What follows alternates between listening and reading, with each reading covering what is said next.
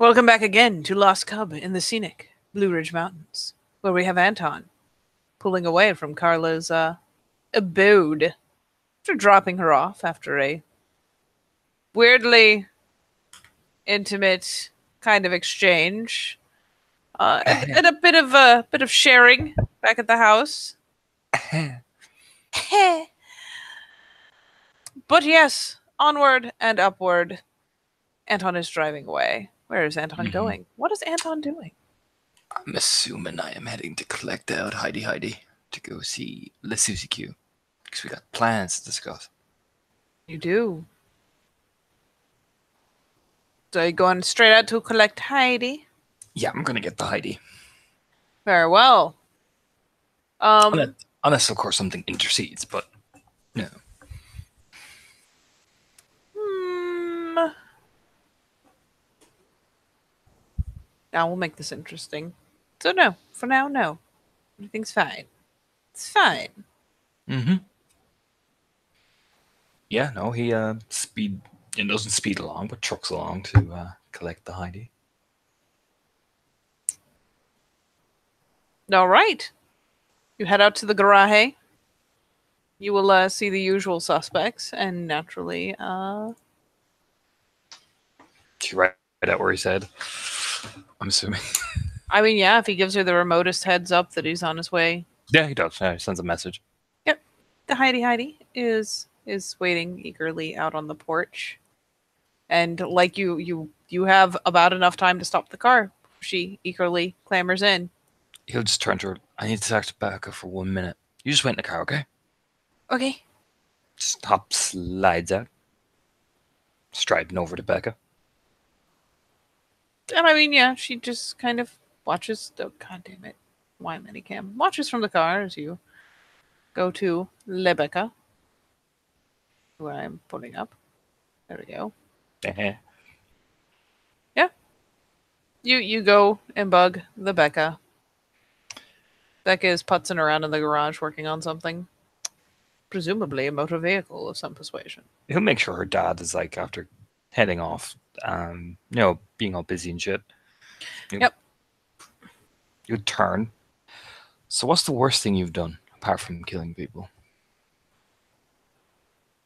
Blackmail or dealing? I know you deal drugs and shit, but what's your usual job thing? She turns and gives you a very kind of mix of sus and sarcastic look. Cigarette kind of hanging out of her lips as she's got a big, you know what, let's be really cliche, a giant fuck off wrench. Kind of leans carefully on the side of the hood of the, on the nose of the car that has been jacked up. And why would you go asking something like that? I want you to do a job with me. Oh, you want to do a job? Okay, let's hear it. My dad's back around, and he's already smacked around my mom and my sisters so terrified of him coming into the house to the point where she's not well. So what do you want to do to him? My dad's an alcoholic. We're recently out of rehab. All right. What's the best way to fuck up his chances of getting near custody battles and any type of thing? She takes a thoughtful drag. Taps the cigarette off to the side. Blows out a lungful. Make him fall off the wagon. Yeah. Except I don't want him going near any sort of courthouse, so I need pictures. That if he even gives me a mumbling peep, I can just, Kind of licks her teeth thoughtfully. All right. I need someone who will do it and won't ask any questions afterwards.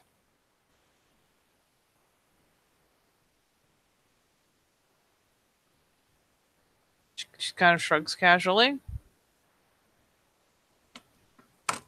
probably a little young for him. Kind of pitches you a side glance.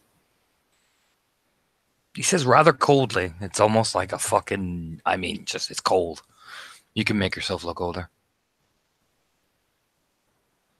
Your eyebrows kind of pop a bit. Oh, yeah. Yeah, I can. Are you in or out?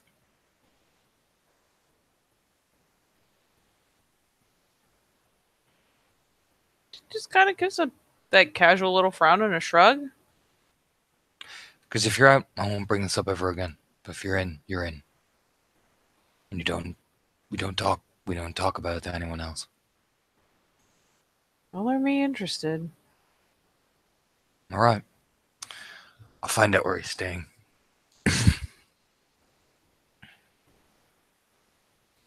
I don't want you too much implicated, so you should gesture at the tattoos and all that. Make sure when you come out. Make sure there's nothing that can identify you fully.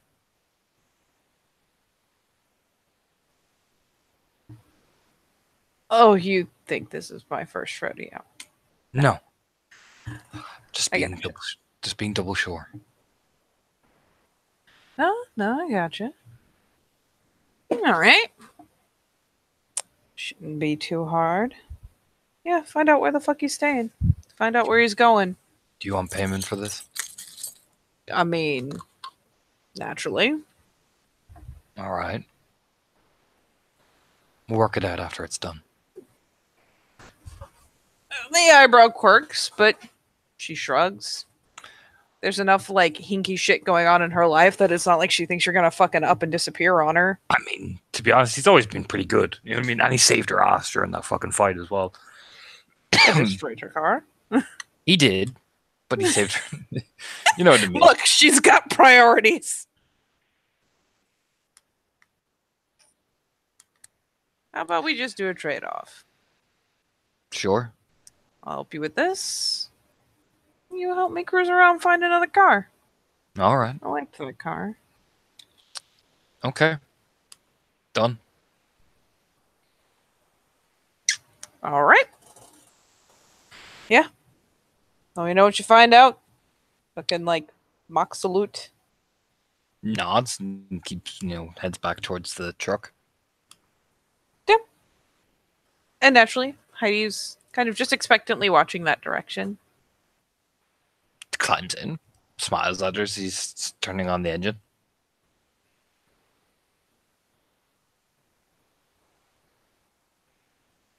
And yet she just kind of thoughtlessly reaches over and clinches his sleeve. Just reassures herself he's there. But all in all, is just kind of pleasant. Everything okay? Yeah. He'll I'll collected all the money as well and kind of put it carefully. Yep. Carefully put that in the bag. You know what I mean? Mm-hmm. And we'll head down to Les Suzuki's. And you're driving. And you're driving. And yeah, for too long, you'll be at Les Suzuki's. Pulls up. Just kind of, with Heidi, I'm assuming in tow. Yes. The bag over her shoulder.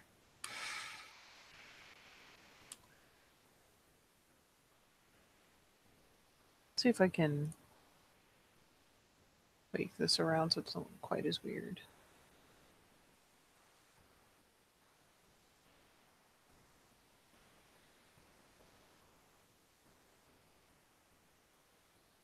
Eh.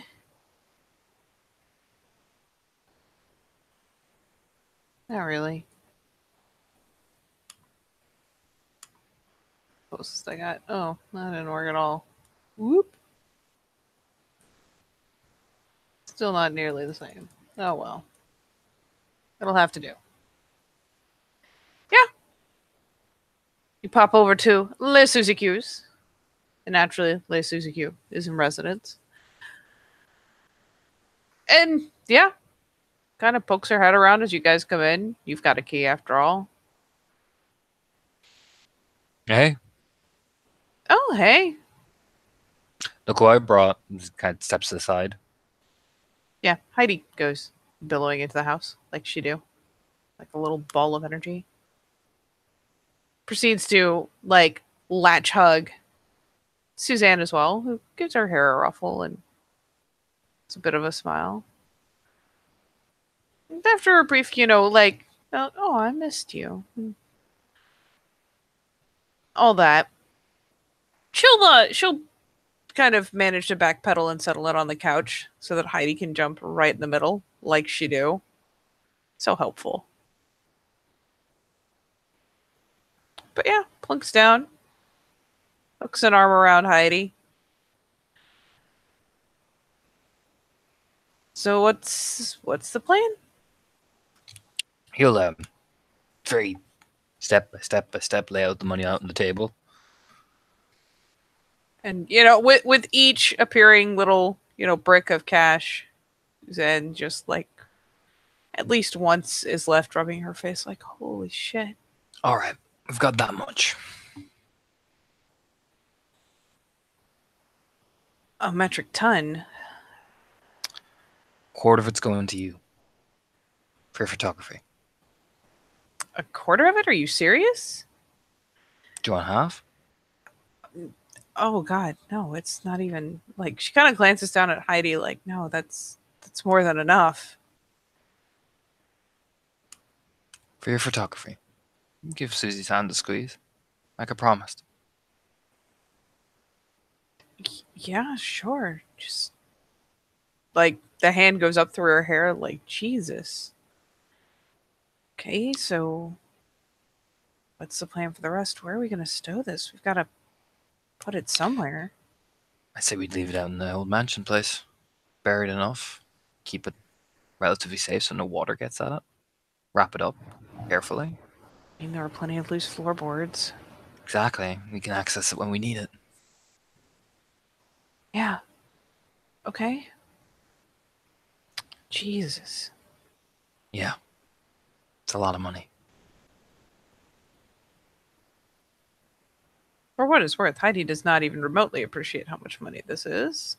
Some Just of it's in the being moment. And some of it is being paid to Becca to help with the on the sly getting some proper stuff for the mansion as well, like beds and you know what I mean? oh, Like yeah, sure. like piping, like so we have a bathroom. Yeah, that'd be nice. Smirks. Like I said, he'll divide the bit that he's going to pay Becca once she does the job, of course. You know what I mean? He divides that money kind of separately away from the main stash and divides Susie's quarter away into another separate pile. So we have Susie's, we have the money for Becca, and then we have the rest of it. I mean, there's still over $100,000 there. Yeah, he'll kind of look at it. So I reckon we do what the rest of the 100,000 is: buy some stuff from the general goods, wrap it up properly, put it in the loose floorboards, use it as we need, and be careful how we spend it. Was some of it going to your mom? Yeah. I gotta sort some stuff out there first, though, before I start giving her money. All right. That's something you and I are gonna have to talk about. Yeah, sure. She'll see it. He looks troubled. He's rubbing his face.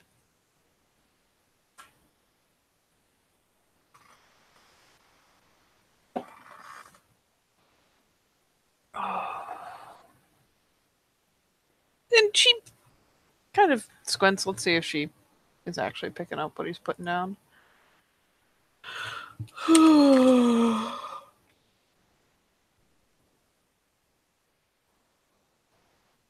Oh, Jesus. Yeah. Like there's a glance over and like the briefest little squint of concern. Like the brows just kind of pinch together for a second, but she doesn't say a thing.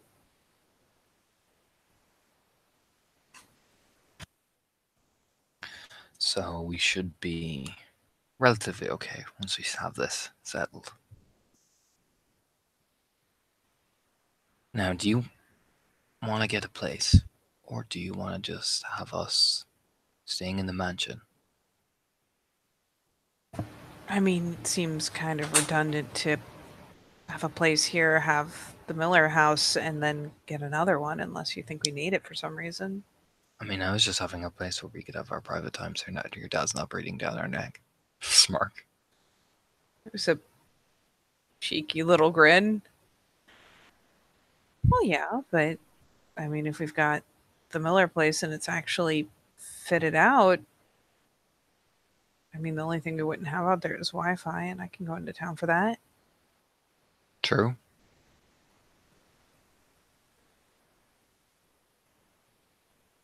Thankfully, most of my work is analog. And there you go then. Also, a phone signal.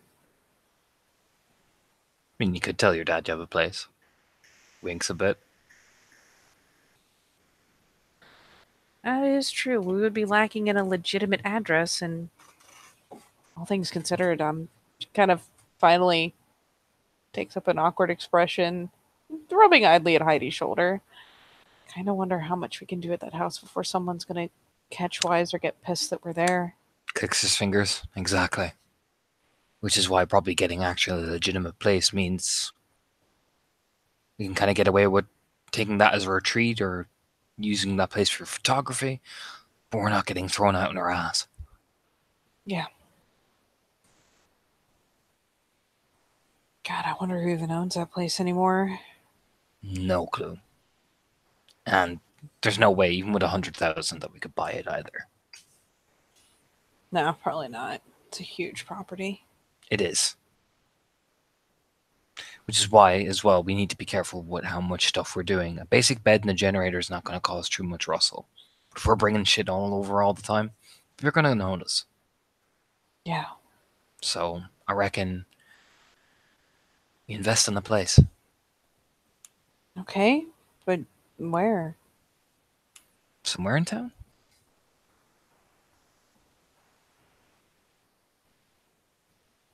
I think about it.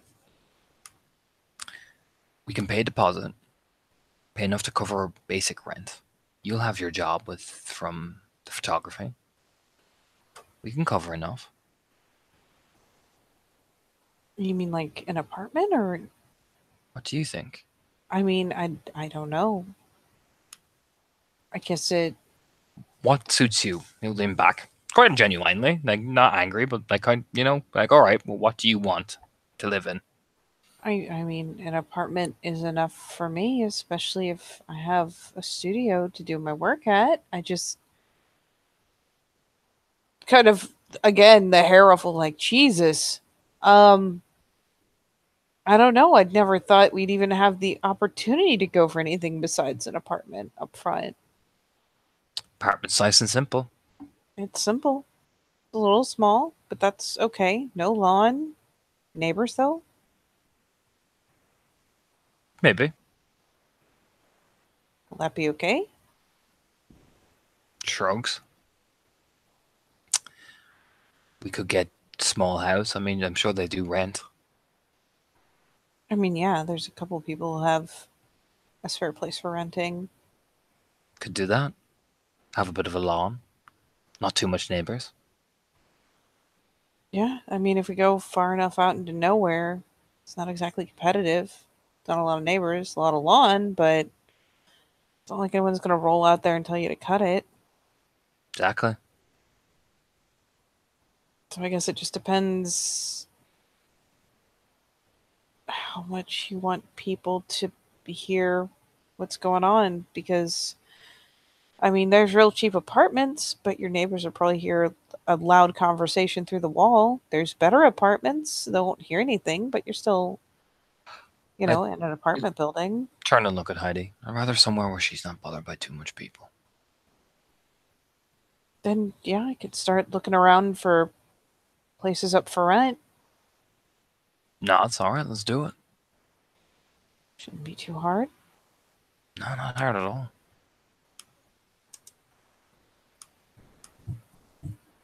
Then, yeah, Heidi has been included in the conversation. Yay! What do you think? Look, smiles at Heidi. And I mean, Heidi has gone back and forth a couple times, leaning on one, leaning on the other. At this point, leaning on Anton. Kind of tips her head up. I just want to be where you are. Okay. Do you have no opinion? Smirks. Just want to be safe. Okay. Ruffles the back of Heidi's head.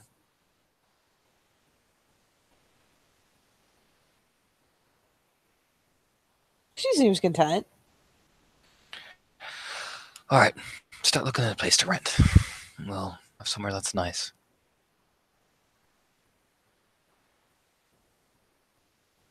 Yeah, yeah. I mean, we'll have to deal with like satellite internet, or honestly, with this much money, we'll probably get one of those, you know, Let's keep infinite let's keep it wireless deals. let's keep it affordable, but good enough for you to manage with, okay? Oh yeah, no, it's just like infinite data means you can make it a hotspot. Yeah, we'll go with that. Fuck it. You're the technology kid. Trust me, it's way more reliable than satellite. Satellite is a bitch. You'd shrugs. You're the technology kid. Just gives you the yeah little finger gun kind of thing. All right, Heidi. You count this money for me? Hmm. You gestured Susie that. Come on. And yeah, admittedly, you've only broken open one of the bundles, but it'll take her a second, and you get the distinct impression she is not beyond opening and counting all of it. So, Yeah, I mean, he's banking on the fact that Heidi would just sit there counting all that money. yep, she just slides down and sits on the floor. And I mean, especially knowing that you two are still in the house, doesn't seem to be especially fussed when, yeah, you gesture to Suzanne, and she kind of gets up and gives, Heidi's shoulder a little rub and goes to follow you. You'd sit in the kitchen, you put on the kettle as well, and start making like tea or coffee or something. Then she follows you in and like plops a seat at the kitchen table. So what's up? You seen her wrists? Um, I've seen her bandages and her Neck. yeah. Yeah. What happened? Bad dream. That was a bad dream? Let's just say we had a bit of an incident, and she got a bit re-triggered, and I'm afraid now that she's after regressing. I mean, she's barely talking again. Yeah, that's what I'm saying. She's after regressing, so I don't know what. She got a fright, a really bad one, and I'm afraid now that she's after regressing, and some new symptoms are going to start appearing. Then for what it's worth, she does like reach out to try to like lay a hand on your arm, your hand, whatever is close. It does. He reciprocates. She knows he does move a bit slower on the shoulder, though. Let's give her an alertness check to see if she catches it. Especially if he's got it covered. I'll give her a generic fucking roll. She does. Kind of squints for a second, but at least for the moment, just gives, the wrist a squeeze. We've gotten her past it before. We can. I know. It's just. It was bad. I Now, mean, yeah, looks like. the key with her is she has to feel like she's safe. Oh, yeah. So, the more she feels safe, the less bad the regression will be. That's the key. Yeah. But, kind of chewing his lip. Dad's calling around again. Oh, Jesus. He actually, like, does the whole, like, leans her face forward into her hand, like, oh, God. How bad is it? Christine's nervous and frightened. How's your mom doing? She's alright. She's alright. And how are you doing? Not very well.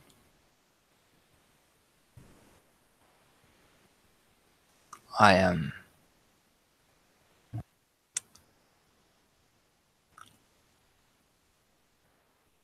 We take a breath. I don't want to lie to you about this. But, He has to. He has to go, Susie. Like, not like I mean, like I'm not gonna go and kill him or anything, but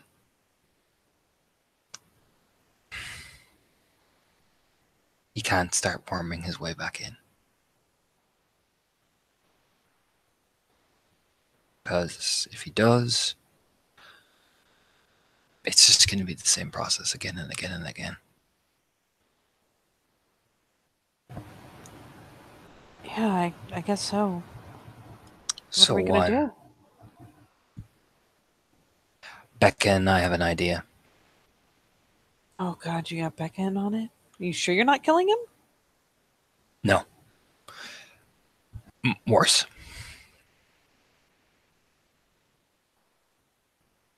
My dad's an alcoholic, fresh out of rehab. How would that affect his chances when it came to custody if he tries to pull for that, or even counseling if he tries to pull any hinky dinky shit? Oh, I mean, this shot at custody is pretty much blown unless he like. God, he'd have to go like a year before he even had a shot. What happens if I had pictures that I could blackmail him with? I'd pretty much kill his shot. He doesn't look up. I need your camera. Yeah, I've got a lighter duty one. Becca's gonna be the one who gets it, and I'll take the picture. Or you can help me if you want. I mean, I'm game to help, Anton. It's just your family. I just didn't want to lie to you about it. She finally brings over the other hand, sits it on his. I appreciate that. I didn't want you to think I'm some kind of monster or anything. Anton, I don't think you're a monster. I think you're having to deal with a monster. I think what he's done to you guys is awful. Would you do anything then to protect your mom? That had happened to you. Oh, roll P&E, buddy. Oh, Anton even realized that in the back of his head, like, fuck, Anton, you fucking idiot. But he'll roll it. But it's meant with a more, like, genuine, you know what I mean? Like, Anton, I botch. Fuck me. That's Wow, that okay. was It it. just means you, Jesus, that was. Whew. thankfully, Anton does have the sense to put two and two together. But, well, you don't catch the depths of it. You know, say, would you do this for your mom? And there's kind of a bit of a, oh. He winces. I mean, in terms of. Would you do the same thing if you were in my position? That came out wrong. No, it's okay. I know. We didn't mean it like that. Like, he visibly, like, goes, oh, fuck, I'm sorry. You know what I mean? It's written all over his face. There's a fun part where she goes to lay one, shifts one of the hands up from his, his wrist to his shoulder, like to reassure him. Yeah, I mean, nah, fuck it, he'll wince, because that catches him off guard. He'll hiss. Okay, what's like goes to like pull on his outer shirt, like what is up with your shoulder? Easy. I imagine she pulls it. Oh yeah, more carefully, but yeah, that shirt that overshirt is coming off. I mean, there's the burn mark. Jesus, Anton.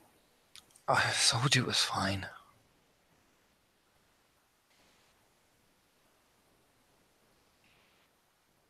It's not the worst thing, just got a bit out of control. Jesus. We're alright. I mean, that's pretty gnarly. Yep. Feels gnarly.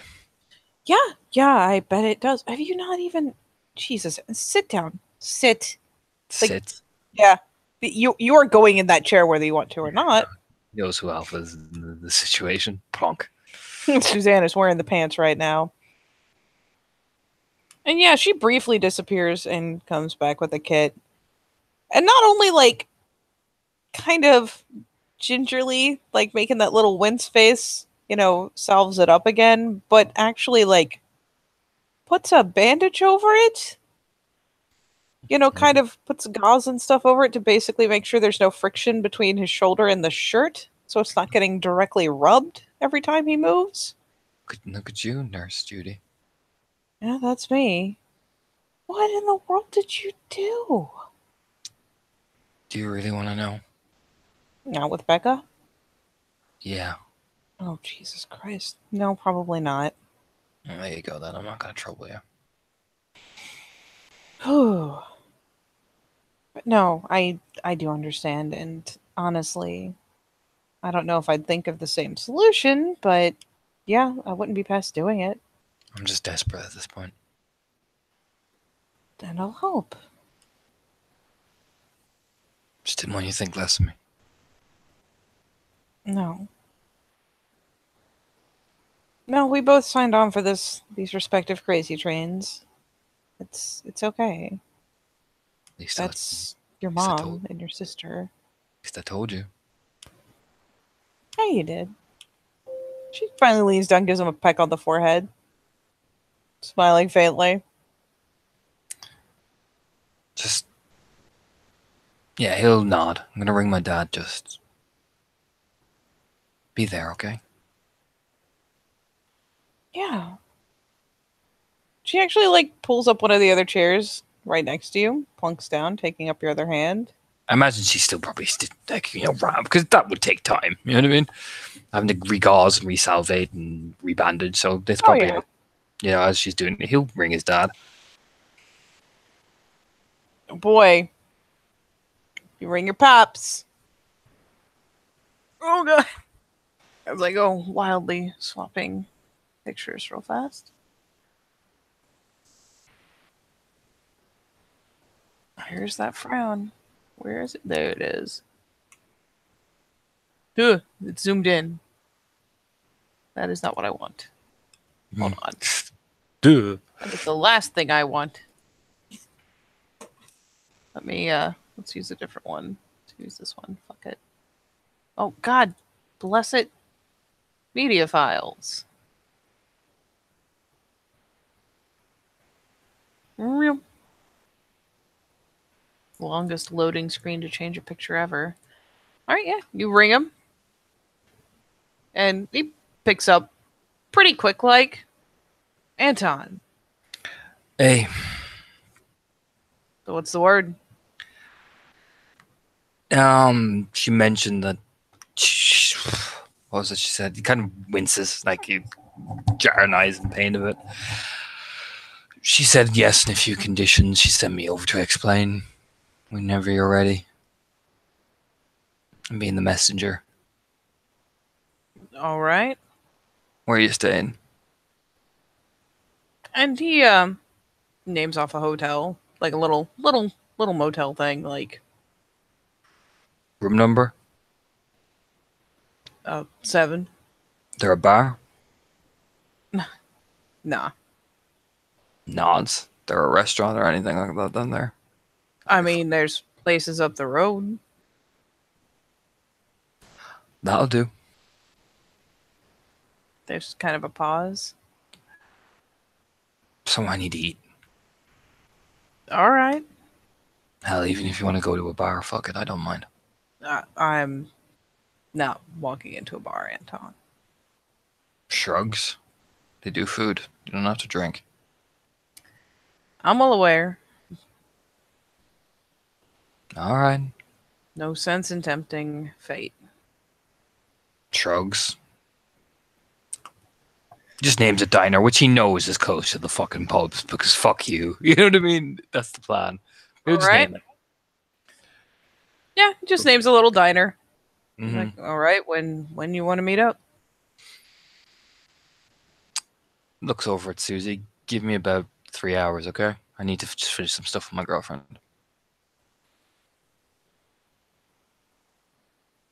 There's a kind of awkward pause. And, actually, no, because you were dating Lizzie at the time, so no awkward pause. All right. And I'll see you there in... You can tell he's checking his watch. 3 hours? 3 hours. Hangs up the phone. And you hang up. Suzanne is looking down at you like, oh my god. His hand is like a vice on hers. Moving a little fast? Rubbing the back of his hand. Yeah, I am. Just twitches a bit. Are you taking a rage, buddy? Yeah, I'll take a rage. Do you feel it? His body just tightens like up like a vice. His hand, like he grips her hard, not intentionally. You can definitely tell. It's just pure rage. Hey, you got this, all right? Yeah, I know. It's just even hearing his voice. I know. You give Becca a call. Or a text or whatever. Just tell her to get over here. Yeah, I got you. You just like literally brow touch with the forehead to forehead. She does. And she'll still like plant at least a little peck of a kiss on his lips, just in an attempt to be reassuring. Sorry about your hand. My hand will recuperate. I don't think you broke anything, so she kind of grins, gives her fingers a wiggle. You sit there, with the bandage on him. She probably gave him some painkillers as well, I would imagine. Oh, yeah. Which is nice. You know what I mean? Even the guru system, it's like, oh. Do you know what I mean? Leans back. Oh, yeah. And as long as you're in Hamid, they work, so. Yeah, he's like, oh. Yeah, she doses you up real good. Imagine Heidi comes in promptly to tell him the number of the monies she has. Yep, Heidi, Suzanne settles down in the seat next to you, keeps hold of your hand while texting with the other rapidly. And yes, Heidi will come in and proudly say, what was it? $199,500. Hey, look at that. Smiles. And she, of course, immediately toddles up and invites herself to this table, because that is where you two are. Smirks at her. Look at that, the mathematician over there. Mm-hmm. Smiles. And she looks for all the world like she seriously considers just like sitting on your lap, but does kind of reach over and snag a chair, bumps it up until it's like seat to seat with yours. Sits on that. Do you want a cigarette? What? Gestures at his pocket. She like scrunches her nose. She's putting one in his mouth. What? Ew. Have you tried them? She thinks about it for a hot second. A really hot, long second. Finally gives a very light nod. Yes. Gives a surprised eyebrow, like, what? Coughed. A lot. Okay. No, that's fair. Ever drank before? Mm-hmm. Alcohol? Mm-hmm. What you think? Suzanne kind of, you go, alcohol? And Suzanne like sputters. He's so surprised because it's Heidi. Do you know what I mean? What you think of it? Thoughtful, slow head tilt. I got dizzy. It was fun though. And then I got Do you sick, want it? and that part wasn't fun. Oh, okay. But the dizzy part was fun. Well, what type of drink did you have? Oh.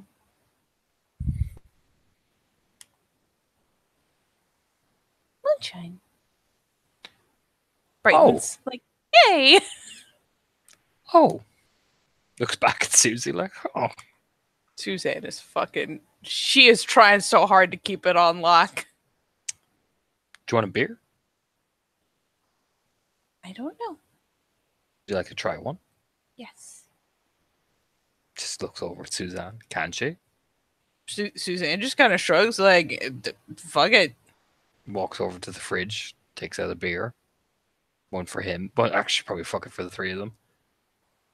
Plonk, plonk. Opens the bottle cap for Heidi. You take a sip of that. It's cold. Let's see how much or little she digs beer at first blush, because heavily flavored moonshine is deceptive as shit. You're not so much. You're just kind of bitter. Eh. So she is offered the bottle. Suzanne, of course, takes hers, once it's uncapped and handed to her, and kind of like does the little cheers gesture and takes a swig out of it, continuously texting with the other hand. Meanwhile, Heidi like investigates, gives a sniff, takes a sip,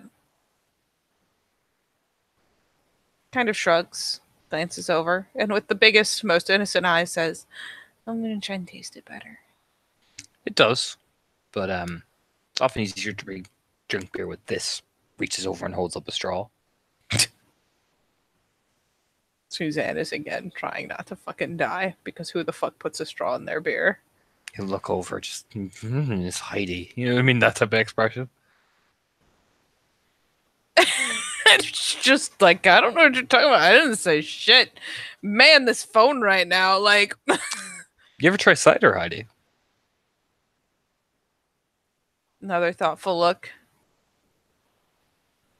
Yes. What'd you think of that? It's delicious. Okay, we can work with that. Lean back against the fridge.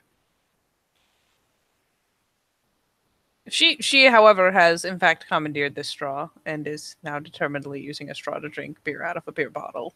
Oh, slow down. Not too fast. I mean, she's not sucking it down, but I mean, to be fair, she's drinking it about the rate most people would drink a soda. Take a swig. Cider we can work with.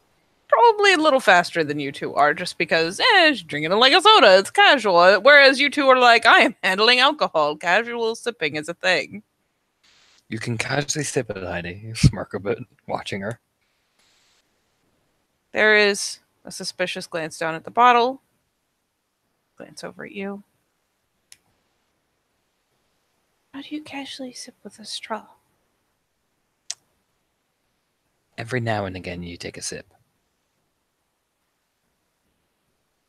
He processes this for a moment and sets the bottle on the table. Like, yes, if I put it down and then I pick it up and take a sip and put it down, it is now casual. See?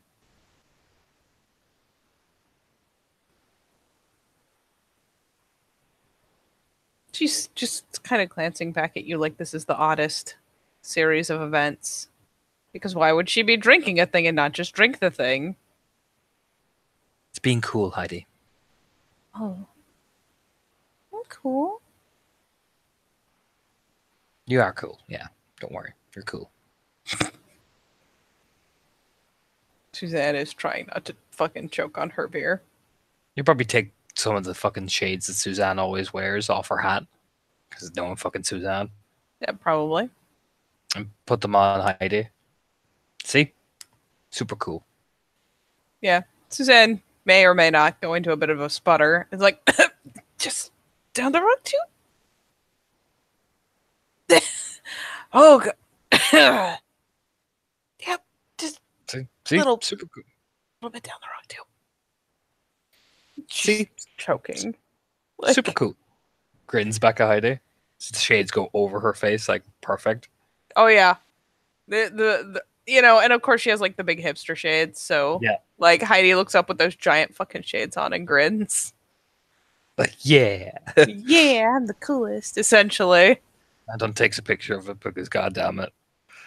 You get a timeless photo of Heidi looking so proud of herself in giant hipster shades, with Suzanne sat behind her, choking to death on her beer, and withheld laughter, mostly the withheld laughter. See? Super cool. She does, in fact, get up because she has to see now.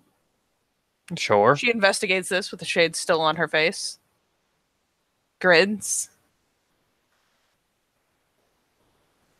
How will buy you a pair? Yes. I like them. Good. Pokes We'll buy them you. up higher on her nose. Like, so they're even more against her face. Just look ridiculous. Anton is like, perfect. Suzanne is slowly deflating back at the table.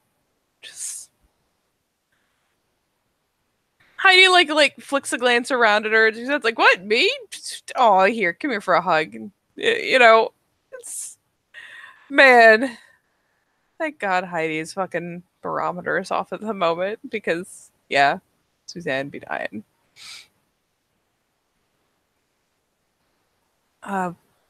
She's on her way. By the way, Cool. just like gives her phone a wiggle, sets it down Spark. finally. He's smirk. He's still shirtless as he's taking a drink. Heidi, come here. Pops up. This is called a selfie. You like lift the phone up so like she just stares at the camera in the big shades and Yeah. He like wiggles it around to where it's, facing them, and she like is leaning in to look, like trying to figure out what the selfie part is. And then it pops, so you've got like yourself in the photo, but mostly it's Heidi's like half her face leaning in. Oh. like even sits down beside Susie. Like, come here. So she sits in the middle and they both like, do it. Yes. Suzanne, of course, she knows how to selfie. She selfies like a boss. Heidi, however, looks like her goofy self with the big fucking glasses on, big fucking shades. Sends it to Christine. Going like 420 blazing. Christine just sets back like the series of question and exclamation points.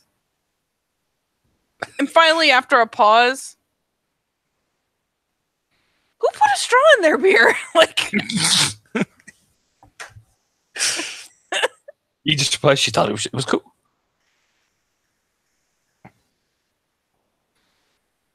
like ...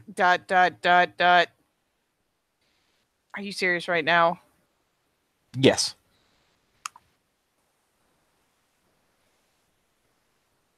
That Heidi girl is sweet, but she needs something, and I don't know what it is.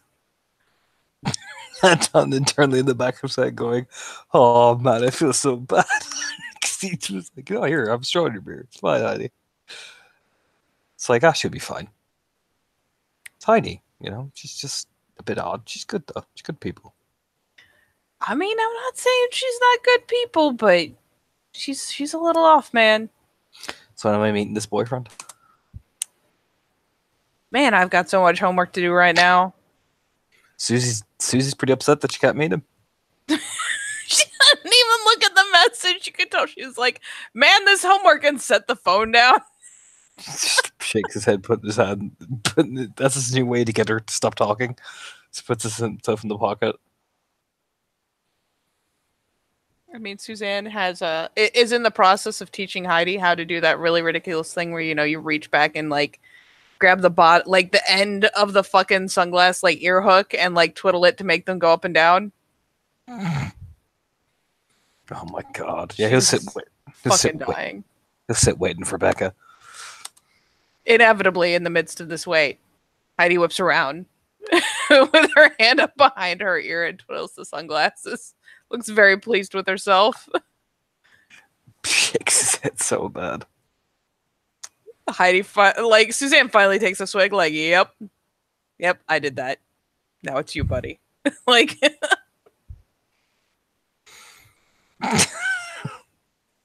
fucking Anton's up totally starting to laugh. Just, oh my god. Fucking Heidi. Oh yeah. Heidi is even more pleased with herself because now you're laughing and you're happy, and that's good. Teaches Heidi to duck face. She does. I mean, you do the face, and you're like, "Yeah, you got a duck face." Do like this, and she like makes the duck face. Anton takes the picture, tries, So goddamn hard not to laugh. Yeah, you lift up the camera, she's getting the idea. You like pick up the phone and she makes a fucking face dramatically because you like taught her to do the dramatic head swoosh to the side with it. Mm-hmm. The You blue get this steel. ridiculous photo of Heidi like with the fucking selfie angle, you know, glancing over the glasses with the duck face. Eventually, it's like a combination of him, Susie, not him, Susie. Yeah, him, Susie, and her doing it since it's a Christine. Like there's a long enough pause that Christine like kind of forgets herself, picks up the phone, looks at it, like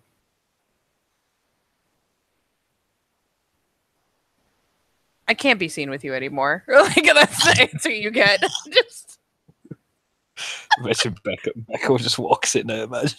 Just all they're being goofy as fuck. yeah, you're all being ridiculous assholes, and sure enough, there will be a knock at the door. Yeah, I don't know, fucking go answer it. Probably taking a beer from the fridge. And naturally, of course, you go to answer it taking a beer from the fridge. I assume you greet her offering a beer. Mm-hmm. Like, oh shit. Damn. Can I like pay you to do this on the daily? Just answer the door with a beer? No. You know, she snags it, grinning. No, you can't. Walks, smirks. You know what? You're still in the entranceway. She kind of goes, she lets you get a step ahead of her and goes, you sure? And you get the ass grab. Looks behind her. And I'm like, oh. Casual swig. Makes a noise. Okay, she kind of snorts into the bottle if you make the ridiculous fucking noise because she wasn't expecting that. I mean, neither was he, so he does make the whoo. Oh, God. Shakes her head and follows you into the kitchen. Can lean back. You know, lean up against the counter as he takes a swig of his own. Yep. Heidi does the tiny wave like she do. Find out where he is. Yeah? Motel. No bar. I mean, kind of looks at you like, yeah? Meet him at a diner that's close to one of the bars out there. You realize this is probably going to take more than one night, right? Yeah, no, I just want to get a feel for him. I want to plan this properly. All right. Takes a thoughtful look. She and Suzanne exchange the knowing look. I'm going into your closet. She just starts out of the kitchen, a hand shoved in her pocket, heads up the stairs. You can hear her clumping. Suzanne just kind of shrugs acceptance.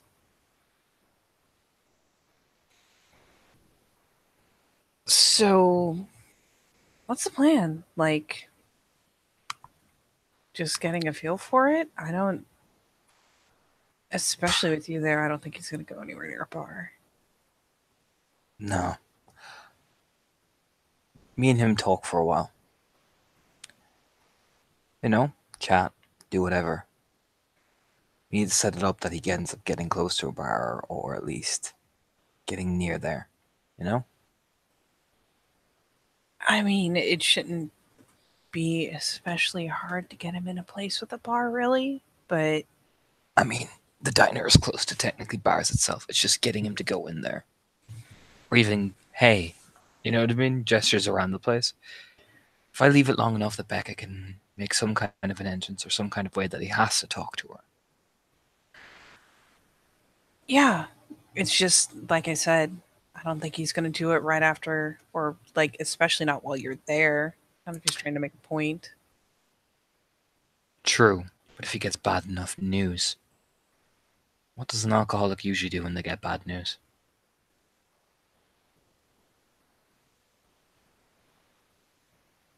And Which is very fucking true. oh, it is. It is. kind of bad news? The kind that I've orchestrated already. May have said yes on the phone, but things change. Oh, yeah, I couldn't hear that whole conversation. Mom can change her mind. And let's just say I made sure that Mom has changed her mind already. Ouch. Okay. Yeah, that's pretty bad news, I guess. Like, because she doesn't have the whole story. She's just like, I don't know. I assume it's bad. He's wanting to go to couples counseling. Oh. Oh. Yeah, that's pretty fucking bad. And if I throw in about custody for the kids, think about that. I mean, already hit him pretty hard before. Hair ruffle. She'll So I don't think it would be out of character for you to say something like that by any means. Just I don't think he's going to immediately dive for a bar. Well, I'd be more subtle than that. It might actually take him more than a night. Depends. But if we can work Becca in. That's the point. Becca is the key. So we gotta figure out a way to get her in properly. And get it in realistically so he takes that chance, takes that shot. And he's not gonna do it with me there. No, I'm his fucking son. No way. Gotta wait till I leave.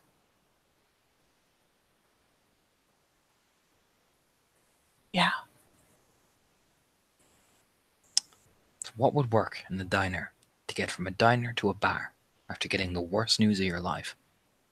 I mean, if I guess it depends on how close they are. You would have picked a diner that's relatively close to the bars in town, really. I mean, if you drop the news and then you leave real quick, like you just kind of drop the mic and go and leave him there, he might go for it, especially if it's in walking distance. Mm-hmm. Now where does she come in?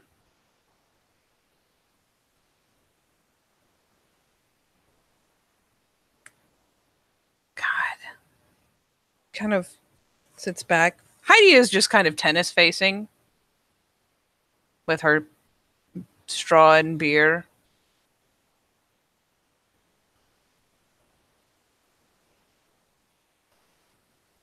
God, I'm not sure.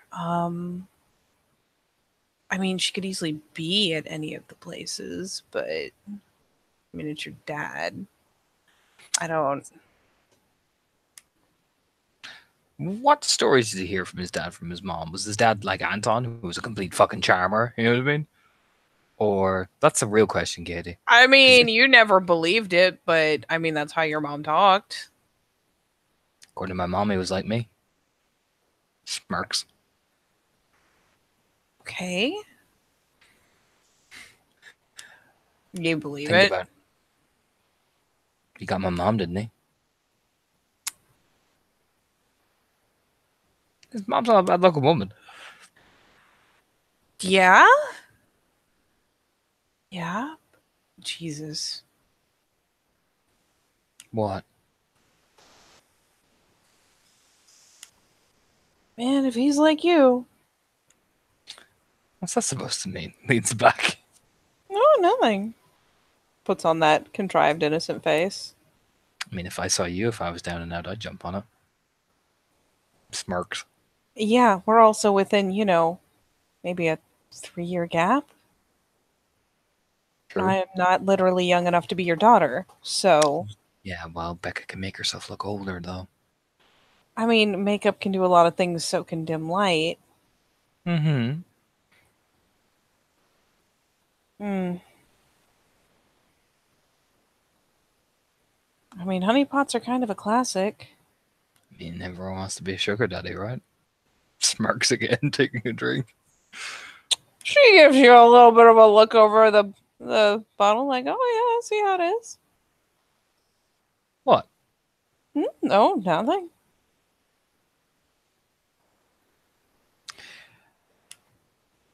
But seriously, it's getting him in there.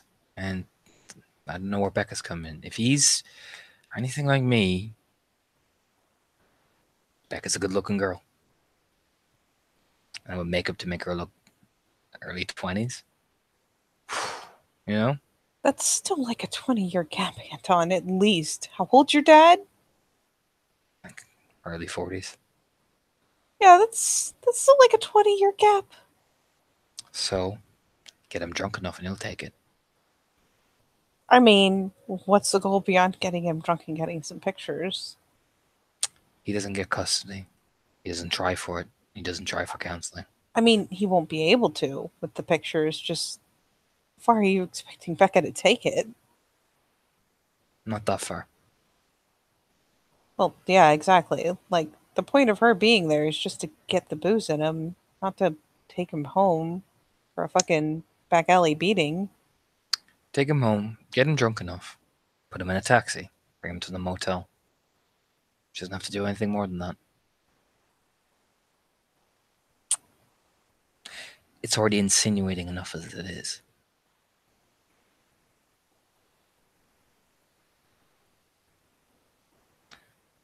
Right? Yeah, I'm trying to think because I mean, I guess in the end, isn't she kind of the safety net for if he doesn't go to the bar? Because if he goes, he's gonna drink. Yeah. He is.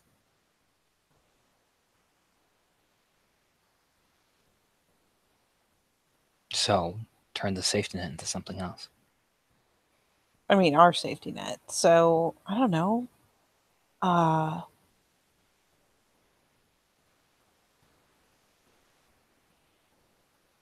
Jeez, be easier if she didn't look like she could rip someone in half. Could probably just walk up and be like, "Oh, hey, I don't want to walk down the street alone. Can you walk with me to this bar that I'm going to?"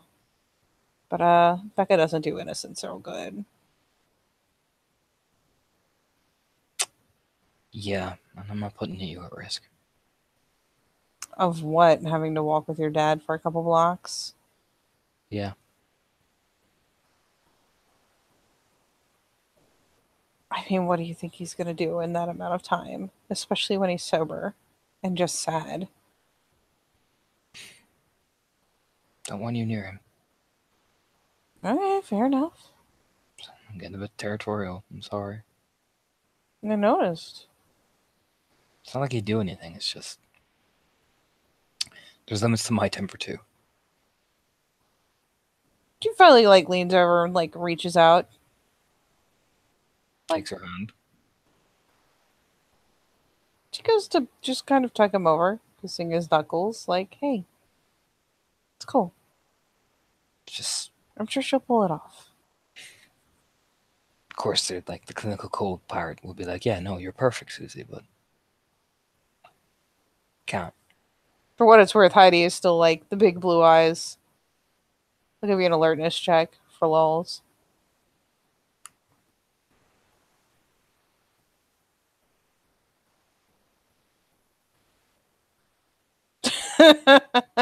Yeah, that's you know the funny thing about using a straw is if no one's paying attention, it looks like you're holding the same beer. Did you take another one? Mid conversation, she blinks a few times. Left it on the table. Heidi, What? young lady, turns.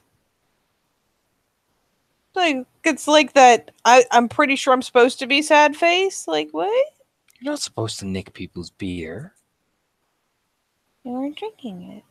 Heidi, it's rude. Smirks. Like oh, like guilty face. Leans in. Don't get caught next time.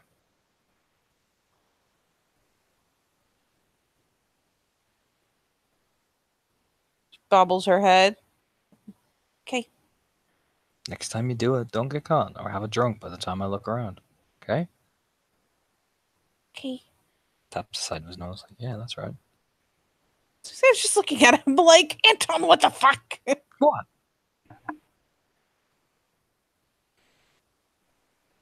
Teaching her to... Oh my god. Just rubs her face. This will be about time that Becca finally does come back down the stairs. What are we looking at? I mean, she's gotten into Suzanne's wardrobe, and as eclectic as Suzanne can make it look when she wants to, there's some nice little numbers in there. So she has on a very, very classic, like, I'm going to have a drink at a bar, not at all because I want attention kind of dress. Normally you imagine it's one of those things where like you take a glance at it, it's something you've like seen Suzanne wear before, and she like puts like 80 fucking accessories and like a scarf and blah, and so it doesn't look as ridiculous when she wears it. But nah, Becca has just tugged that thing on like, yep, cleavage for days, awesome, and has pulled her hair down. Anton just raises it out, like the eyebrows, like this Mambo number 5 plays in the back of his head. I go. Becca gonna catch one good look at you.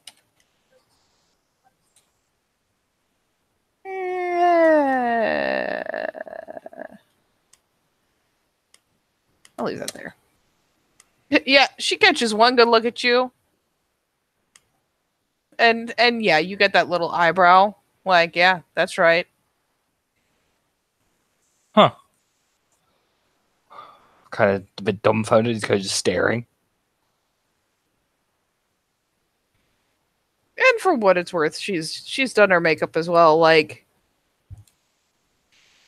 she is not like the contouring queen, because that takes a ludicrous amount of skill and know-how and general just knowledge of how all that is done. But she does have on makeup. Kind of steps out to where Suzanne can see her, lifts the arms like, assess me. And Suzanne, very dramatically, like, draws herself back, bringing the hand up to her chin. You feel like they've done this before. Maybe a million times, roughly. Like, draws the hand up to her chin, assessing, gives her a thorough up and down look, and then nods and says, you look like a total slut. At which point, Becca gives her the thumbs up. We've been trying to debate on how to get him from a diner to a bar. Well, to see that head tilt. You don't think I can get a man to walk anywhere I want to? I didn't say that. No, I'm just rubs the back of his head.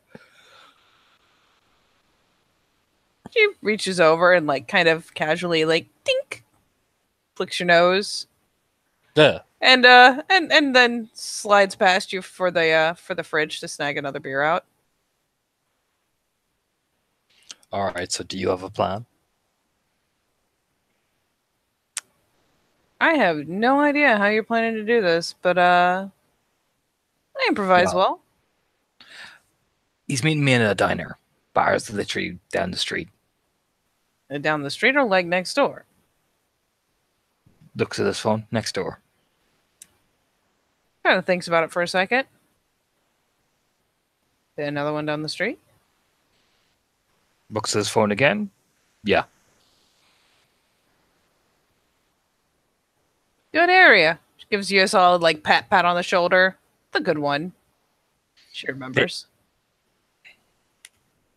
I mean, he's shirtless as well. Like, he still put his shirt on, so it's pretty obvious. Like, the bandage is there on him as well. Oh, yeah. Yeah, then she definitely, like, pat. It's funny, because, she may be dressed like a walkabout, but, it's like a fucking freight train. Yeah. I'm a big bagger. I don't feel it. Yeah, I gotcha. It'll be easy as shit. Oh, really? Yeah, well. How? How are we going to get him to a diner to there? Well, after all, I gotta eat before I go drinking, and why wouldn't I want big fella by himself to give me a walk. It's not like he's got anywhere to be. Think about it. This guy's just got the worst news of his life. It looks like he could use a drink. There you go then. Looks over at Susie. Got a plan? Yeah, Becca flicks a glance over as well. Suzanne's just like, you guys, oh my god. She'll take the pictures if you're cool with her being in. Becca just kind of shrugs.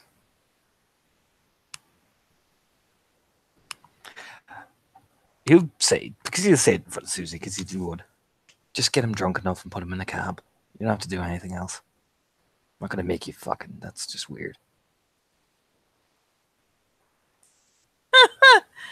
Oh, like you thought you could have paid me that much.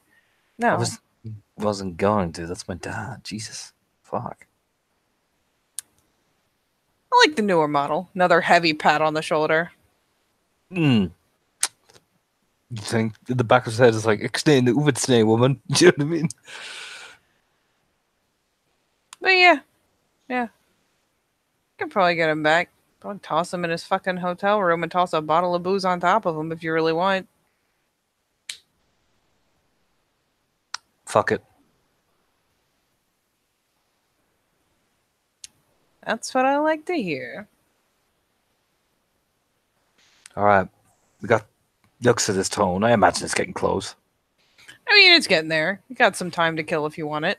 I mean, you got some time to kill whether you want it or not. You can either do something productive or you guys can just sit around and shoot the shit. We'll probably sit around and shoot the shit he hasn't done in a while. And it's with Susie, so it's always good. It's Susie.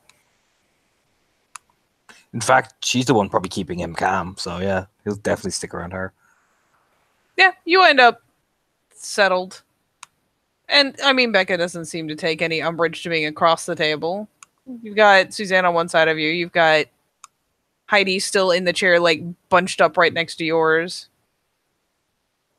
It's funny how her beer never seems to go dry. Gives her the sus eyes, like, don't get caught. She proceeds to innocently look off somewhere else, like, oh man, look, a pot holder. Like, Mid as Heidi's totally not stealing another beer. No. What are we gonna do with her? the various eyes in the room kind of flick over to Heidi.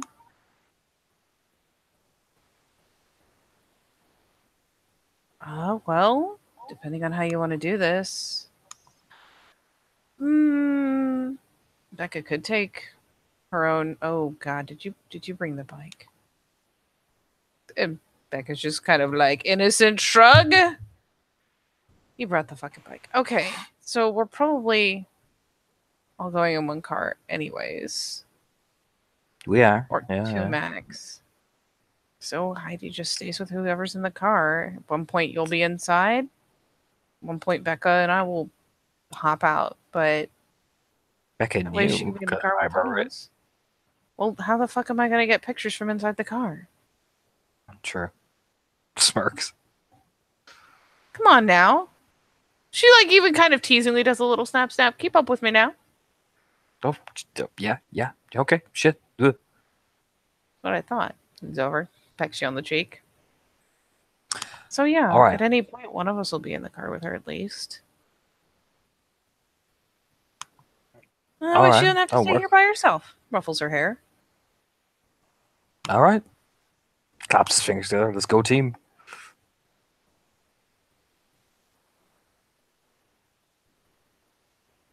Yeah, Becca will even out on the way out be like, you still got that obnoxious fucking perfume shit? Yeah, you do. Hold on. Fucking Trump's back upstairs and Suzanne's just like, it's not obnoxious. It smells nice. It's not obnoxious. Pecks her on the cheek. She seems to be reassured. And yeah, she'll take Heidi in hand and snag like, this is not her big camera bag. She literally just snags a small little camera pack. Like off one of the hitches next to the door where you'd like hang a coat. It's like, come on, Heidi, let's go get in the car. Puts on the Lord music, yeah. That's her driving. And yes, you soon have 3 women piled into your vehicle. Yeah.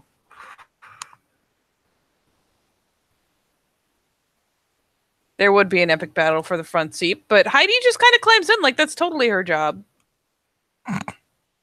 And you know what? Neither the other ones especially wants to unseat her. So, yeah. You haul out for justice.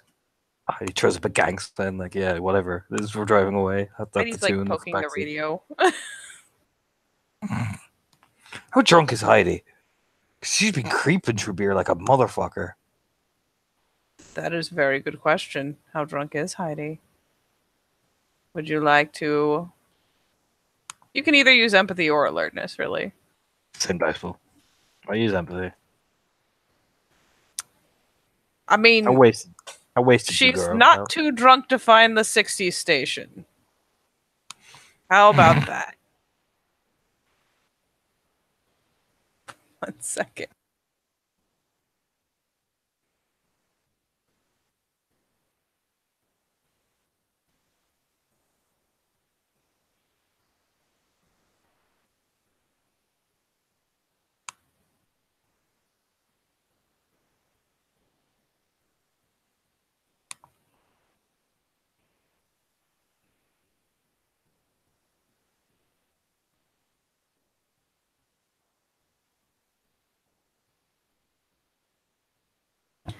So yeah, she is not too drunk to find the 60 station. But she's tips as fuck. She's very happy. Yeah, she's like giggly. Drunk.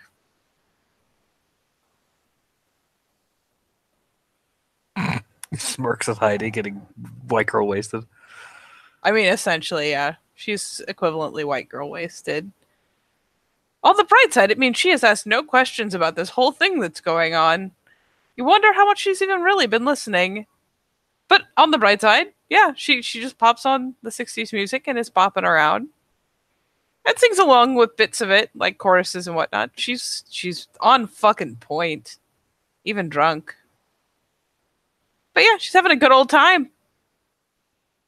Suzanne and Becca are in the midst of feminine conversation. Enter at your own risk.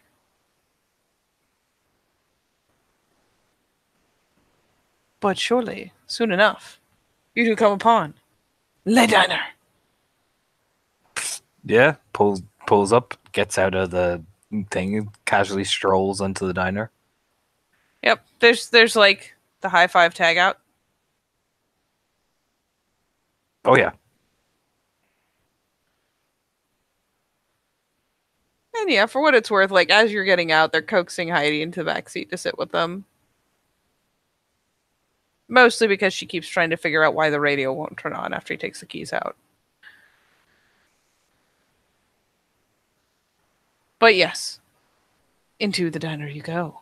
And there, within the diner, having snagged a table already and lifting a hand as you come in is your father figure, your Faja. Your Faja. We'll sit down in the fucking opposite booth. Bob just did the most dramatic fucking gasp I have ever seen in my fucking life, and I wasn't ready. What? He's fucking set like half my shit so my monitor and all are facing the wall so I can look into the room, and he's in this perfect little nook beside the monitor making like the most scandalized face. I'm gonna die.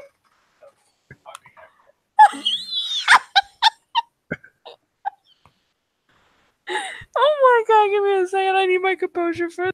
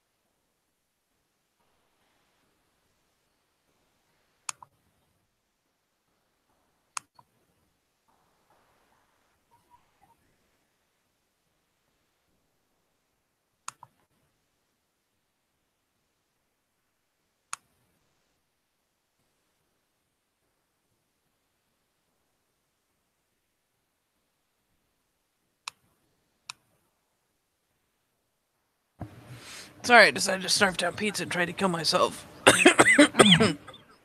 Well, I had a second. It didn't go well. I had a plan. So you enter, and just for fucking lulz. Hold on a second. This is... Oh, God, why am I so subjected to peer pressure? Put this here. Oh God, what am I looking at? What? Nothing. Everything's fine. Oh no. Oh my God.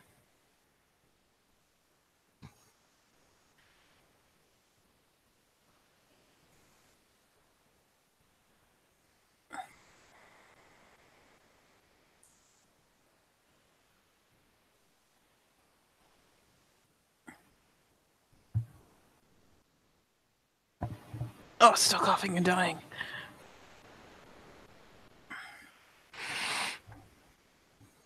Okay. But this. And this. Oh God, not that one. Set up some cameo appearances.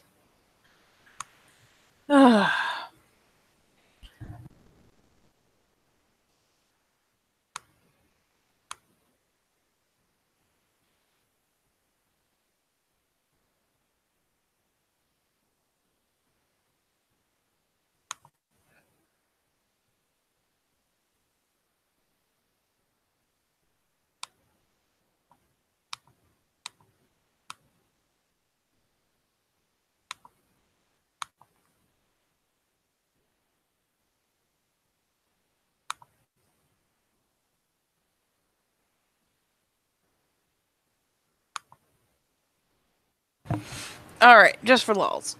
Oh God, camera back on. Yes. So give me an alertness as you enter the diner. We'll just give you a scan of who all's there. See how many successes you get. Oh, for the moment, not a lot. You're pretty focused on Dad. Yes. So yeah, you come over and take a seat. He's got like a fucking sweet tea, generic bullshit, you know. Simple alternative to soda and not water. Meaning I do in fact plan to pay for food while I'm here. But yeah, you sat there. You slide into the other side of the booth. Yeah, he'll order like coffee and waffles essentially. Yeah, your dad'll gesture over as if he's like already talked to the server. You know, random dude comes over, takes orders, and you know, scurries off, leaves you with a drink. He's got his drink. You want to eat first? Sure. All right. And yeah, you order the waffles. For what it's worth, your dad will ask in turn. We'll inquire, you know, kind of carefully about, you know, how your sister's doing, how your brother's grades are doing, because he knows that's a thing. And all in all, how Mom has seemed since he's been gone. He just nod a bit, like listens, gives some like basic information how the fuck they're doing it. You know what I mean? Yeah, just casual, like obnoxiously casual conversation about the people closest to you. And just for fun, give me give me another alertness. Yeah. Yeah, it's what calls your attention away from your delightful waffles as you and your dad sit there and have dinner is someone's like, it sounds like someone's smacking something against the table. And you like kind of work a brow and glance over because that sounds even more animated than what you think you're planning to do. Like it's pretty enthusiastic. Like something gets like clunk clunk and you hear like a little like coffee cup rattle on the fucking dish type thing.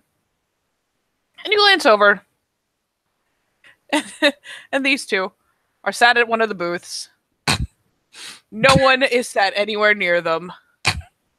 And he is very enthusiastically smacking something like 2 more times against the table before the other one reaches over and, starts to talk to him, but it's like, Jesus fuck. Like, she, for one, is like 7 feet tall. She's enormous.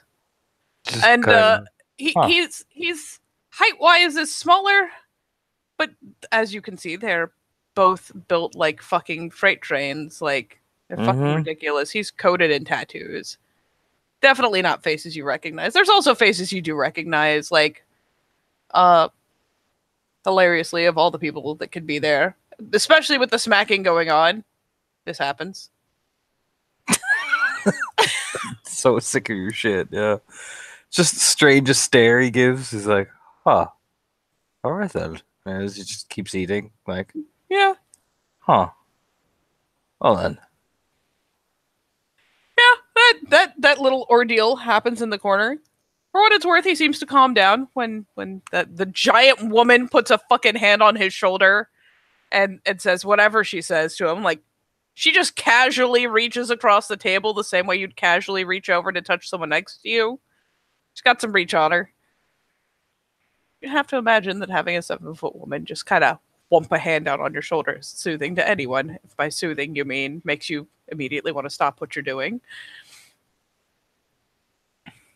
That's at least like the internal, like, at a glance logic, one might assume. And yeah, you glance back over. Your dad has taken a glance over and like quirked a brow. And Imagine they just sit a brow kirk, like, huh. there's that moment where neither of you would ever admit it, but you're making the exact same fucking face. Mm-hmm. Like you're related. It's like the exact same confused face, like, huh. Pretty much. He finally kind of glances back, shaking his head, like, well, that was eventful. And, But, yeah, and just takes a bite of his waffle. Fucking tourist, man. Oh, yeah. Yeah. There's another, like, sly glance back. They are not from around here. No. Fucking hippies. Just takes a bite of his fucking thing he's eating. For what it's worth, you finally kind of accidentally engage him in conversation. He's like, hippies, did you see those tattoos? Yeah. Nah, he looks like a biker guy. Looks like he's so roided up, man. His like veins are about to burst out. Shit. Oh, he is a biker. I heard them come up. Rolls his eyes. Then forgets himself. Loud. Then forgets himself. Like, shit, I'm actually making conversation. No, I thought. No! No! No, not a familial figure! No! No! He'll, take a, swallow, waits till he finishes all. I mean, he inhales the fucking waffles at this point. Gone. Takes a very casual drink. To be fair, your dad's picking at the equivalent of, like, he's eating like an appetizer. He's probably already eaten something or been nervously eating while waiting. So, wanted to come anyway, but Mom, had a change of mind. And his expression kind of knits up, like you might suspect it would. Admittedly, at this point, your dad's been struggling with the alcohol for a good while now, so you might expect like an explosion almost, just as a knee jerk. But no, the expression kind of knits up and he just kind of drops his face. She doesn't want to do couples counseling. In fact, she's pushing to take sole custody of the kids.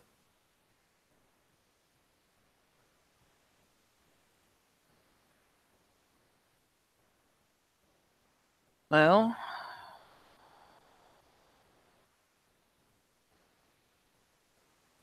as I make a quick check.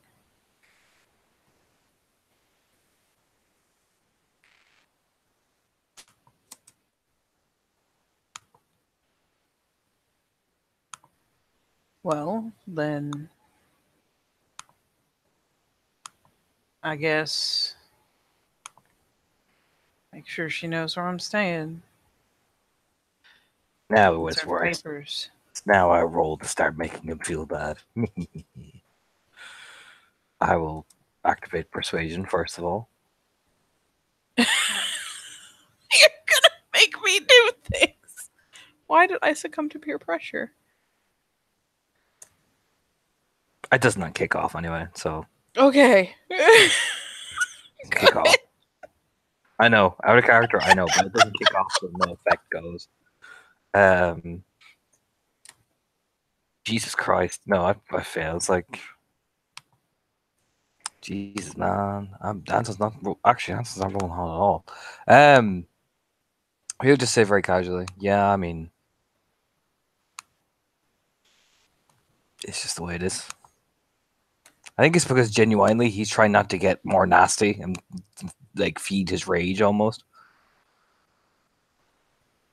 The temptation may be present, but you also do have the ability to reason and realize that maybe if you get yourself all worked up, this will end in a way that is not the way you want.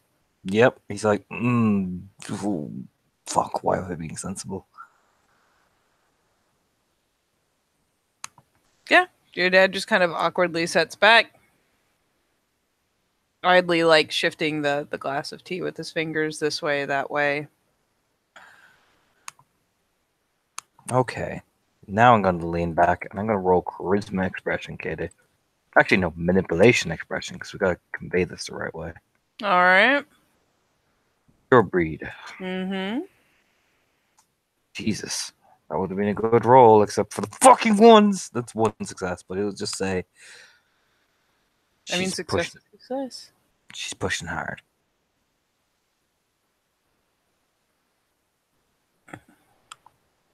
And again, he just kind of. It's not acceptance, it's just. It looks like something like that, I knew something this bad would happen kind of expression. Now it's time to go for minute sub. Yeah, of course. Considering, yeah, you should be, because that is not a thing that's happening. It minute expression to kind of convey it more a bit. It's still manipulation technically, but here's the minute sub roll. Ooh, Would a lie. she's not looking for access? Technically, would charm apply for this as well? I Not don't looking know. for access?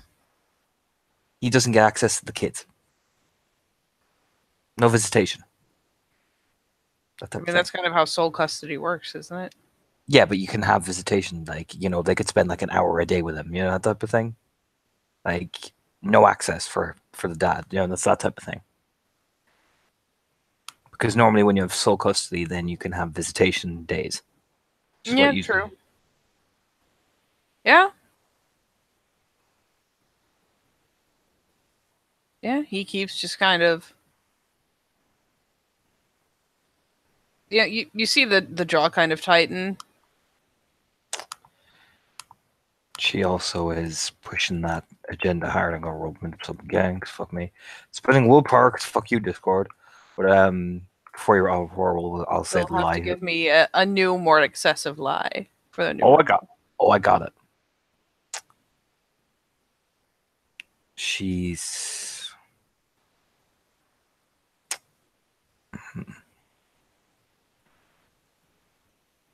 She doesn't want any visitation rights, but she also is making sure that you still pay child benefit.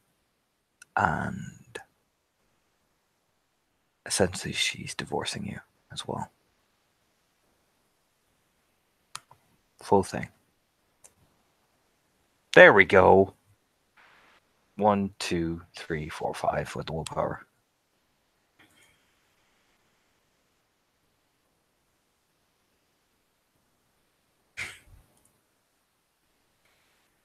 All right.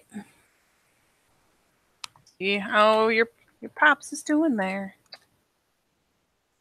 Oh, Not so good.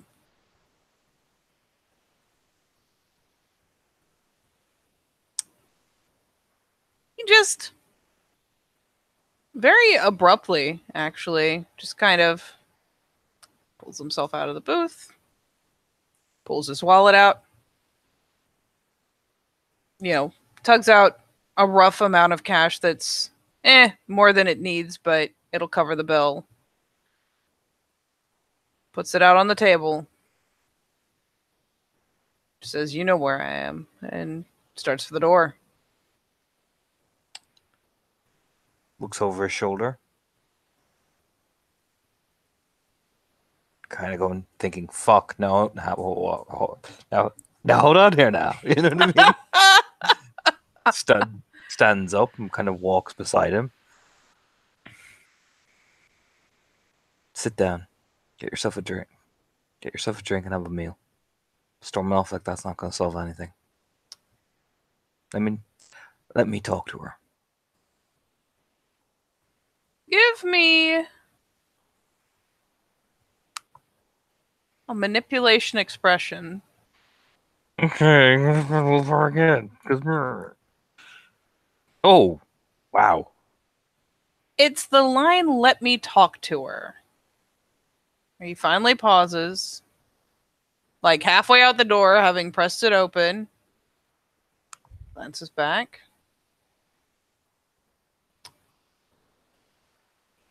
You do that. Go sit down and get a meal, Dad.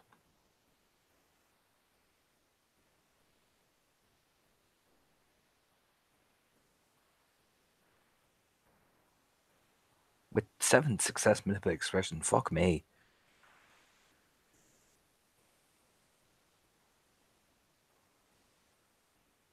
Kind of nods a little absently. Straightens his shirt out.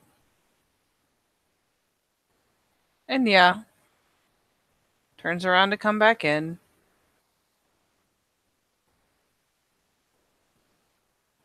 Obviously, feeling ways, but comes on back.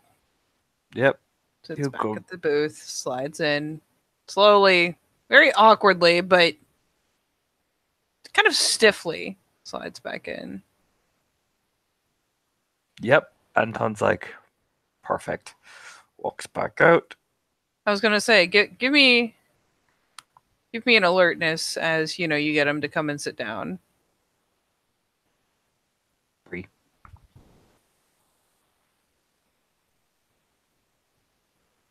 And as you go and sit back down, or as he goes and sits back down, and you coax him in there, and you're getting him, calming him down, being like, "It's cool, I'll talk to her." Becca goes ahead and finally comes in the door, all smiles, and talks to the hostess, asks for seated, because even places like Denny's have a quote bar. It's not actually a bar; it's just a counter you can sit at, so you don't have to wait for a table if you're coming by yourself. Mm-hmm. And yeah, she goes and she, pretty quickly hitches herself a seat at the bar, and manages to get I don't know, some bullshit something or other. And let's see, it is a diner, but honestly, most of the diners around here really don't sell alcoholic products. So she sits down and gets your usual kind of junk appetizer. Just something that any fucking kid would go and get before going out to drink, just to pad their stomach so they could hold a little more booze before they were completely off their tits. Mm-hmm. Fucking quesadilla or some shit. Anton's just very casually, once his dad sat down, looking all completely disheveled and broken, he's like, alright, time to make my escape. He's taking out the pack of cigarettes out of his pocket, walking towards the door. Yep, the pack of cigarettes is a good cue. You manage to disengage pretty smoothly and head out the door. Pops a cigarette in his mouth and lights it. He's just walking very casually, looking for where the fuck did they leave the fucking car? I mean, you parked it and you had the keys, so yeah, he just walks swinging the keys in his hand, walking towards the car.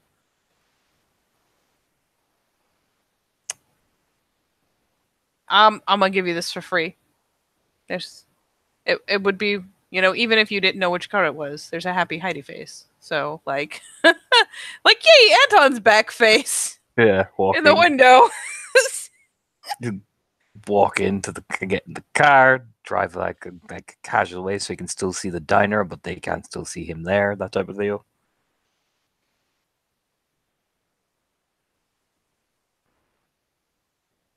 Probably take a loop around so he doesn't pass by. That type of deal. Just reverses and goes. Yep. So, you escape. Mm-hmm. What I will do is, while you are in the car with these two lovely ladies, is I will make a couple rolls.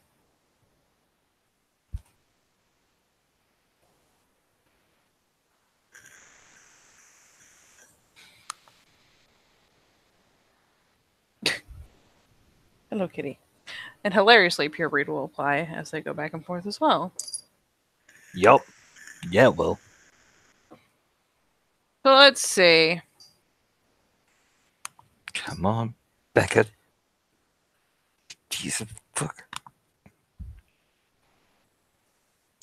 First, we will use one of these.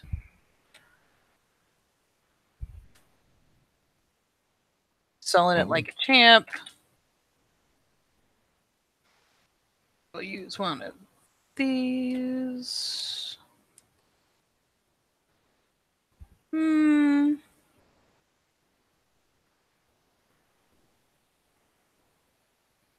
Yeah, about like that. Not as good a sell. But let's check. Oh no, I already did that for him. So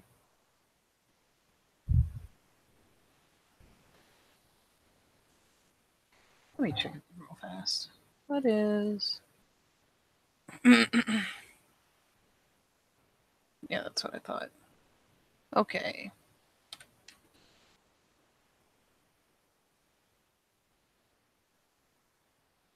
Okay.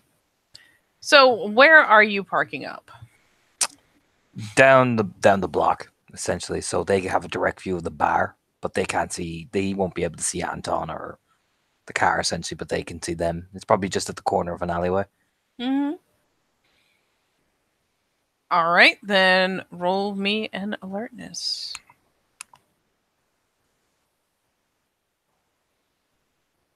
Ooh. That is enough, even at a reasonably high difficulty. Yeah, after a bit, and it's like, man, you would probably be chewing your nails if you didn't have like Suzanne and Heidi in the car, and Heidi is still like comically tips, and like does the whole drunk crawl from back seat to front seat once you get back in the car type thing. So it's, especially once you've parked up, she like does the crawl and a bit of a tumble. And Suzanne's there to chatter, and she's at least alertly kind of watching the windows. Heidi. He'll eventually put Heidi in the idea. back seat, like, honey, get in the back. You know what I mean? That type of thing. The grown-ups are doing this. Get in the back seat. It just means that you and Suzanne are in the front seats, and Heidi is perked up between the two of you from the back seat, like between the seats. He'll lock the door because he knows what Heidi's like. We're not having a wandering Heidi. Locks the door.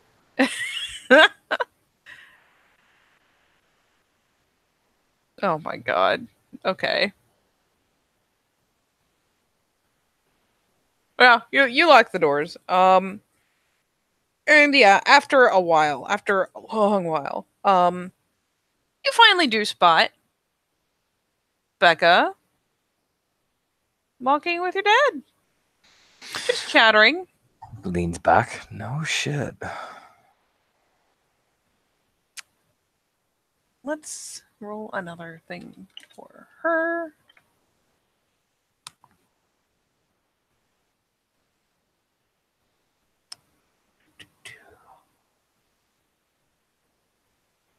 What would that be?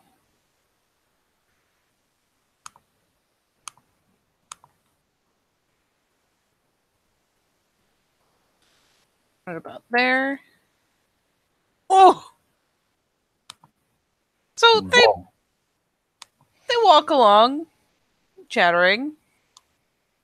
Your dad's still, he, for what it's worth, and whatever Anton may think of his father, he's got like his hands in his pockets. He's not like trying to lay a hand on her, not walking too close to her, just walking with. Um, and she gets as far as the bar. And there's, she takes that one step towards the door and, turns to talk back to him. And you can see kind of the negatory gestures. And with some coaxing and some pure breed and 1, 2, 3, 4, 5, 6 successes, somehow she talks him into it. And finally he succumbs to this young woman's insistence and taking a glance around as you hear a click next to you. In fact, a series of clicks will finally, take a glance and awkwardly follow her in. Looks at the phone. Oh, he's not phone. Suzanne's got her camera up. Oh. All right. Looks over at Suzanne. What next? Go in there? Yeah, I'll give them a minute, then I'll slip in and probably just use my phone while I'm in there, but still admissible. Do what you gotta do. Mm-hmm. She leans over and gives you a peck on the cheek. And yeah, after a moment or two, gives your hands a squeeze and goes and slips out the passenger side door. Just leans back against the seat, looking up at up the roof of the car. Face slowly looms. Looks over. Yes, Heidi. You look sad.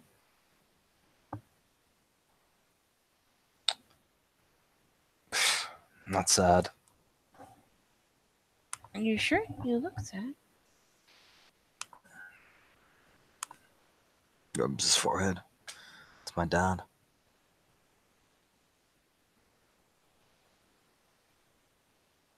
That shouldn't make you sad. Do you know what's happening?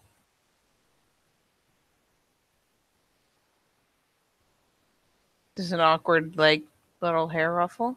Mm-hmm. You do? What's happening then?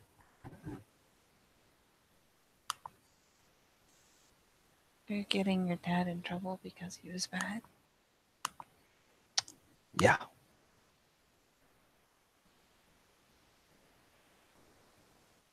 So you do listen.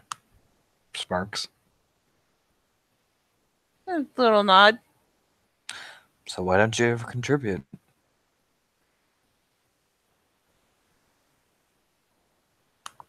Contribute what? We're all talking. That's a big grin. She, like, pulls the shades out of God knows where and, like, just whacks them on her face.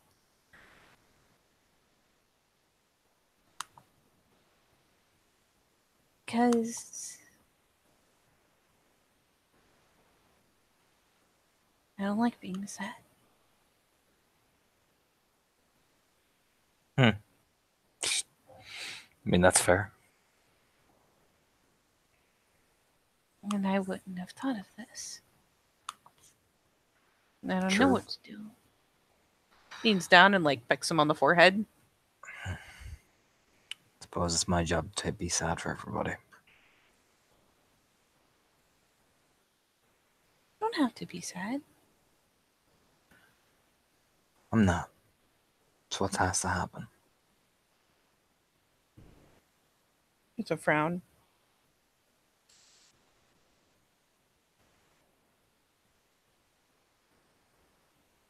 That way my family's safe.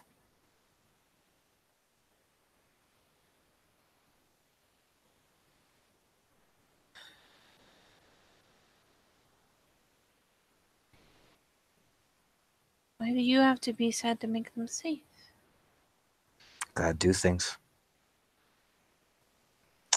Things that people don't like. But it's what's necessary.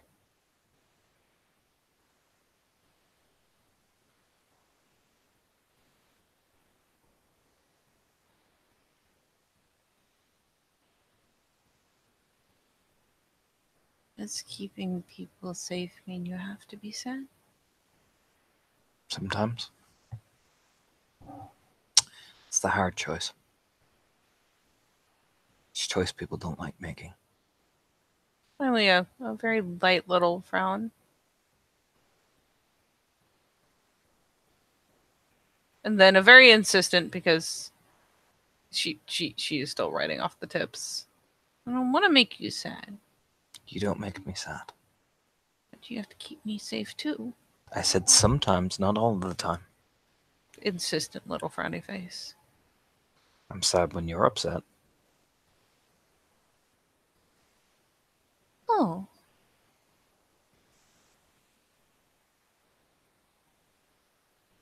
So my family's upset.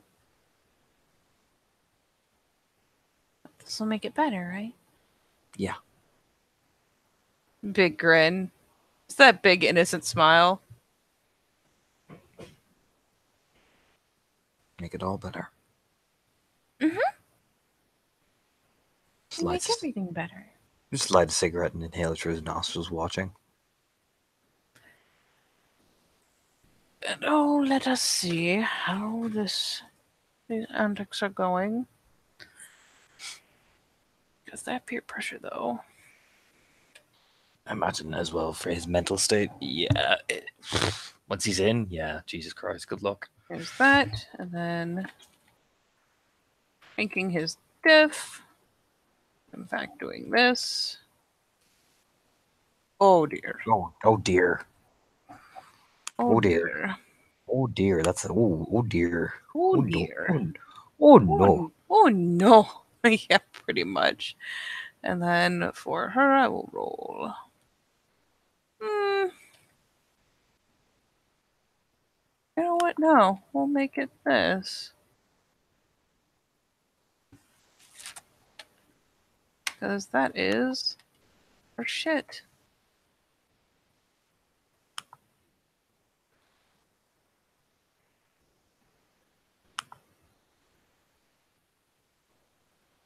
And one more thing. Only fair. And him with a cranked diff again. Even more cranked. It doesn't even matter. He doesn't say shit. Okay.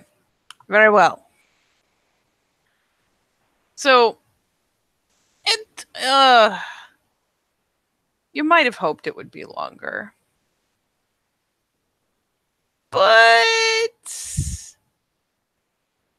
yeah, soon enough, you get, you have your little conversation and whatnot, and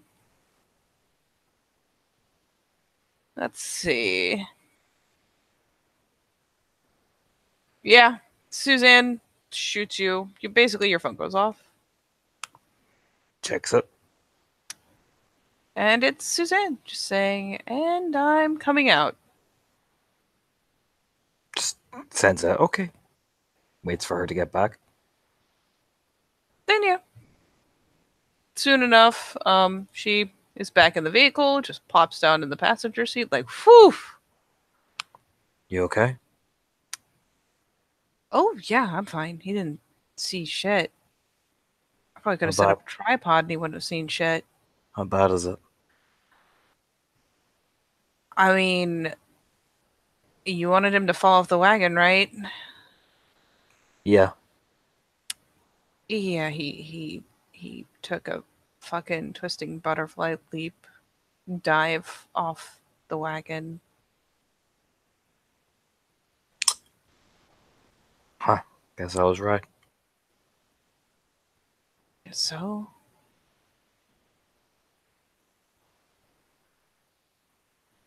but yeah, Becca, waved me off, so she seems to think she's got everything. I don't think it'll be long before she's calling that fucking Uber, though. Cool. Photo-wise, how long does she think she can keep him there for a bit? Like in the bar? Or... In the bar. Oh, I didn't need that much time. How long do you think you can print those pictures off? I mean, I've got digital copies now. All it takes is getting home. I've got a printer. How long is it to and back here? Roughly. I mean, we'd be heading back to my place, like, what, 20 minutes? Drives. Round trip? Drives. Ooh. Okay. Tell Becca to keep him there for 20 minutes. Do what you have to do. Keep him there? Keep him there. But the whole point was to get him back to the hotel room, the Just- motel. Just get him to the motel and tell her to meet me outside with the room key. Okay. Print off a few copies. Okay, yeah. I mean, he goes, like, I mean, this is probably the first time Susie's seen him in what would be more as, like, guru mode. Yeah, she looks a little off-center. Not, like, scared, just like, oh, Jesus, business mode. Okay. While you're doing that, I need to switch over here and open this.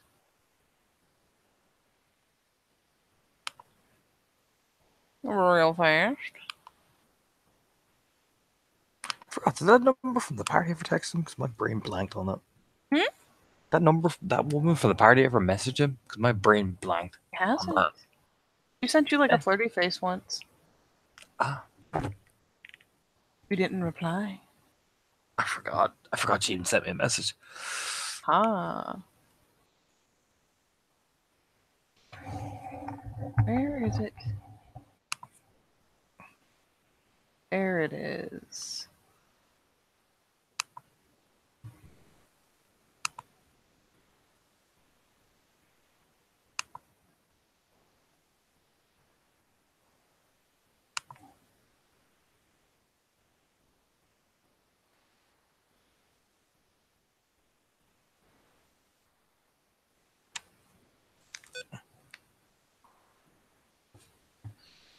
All right.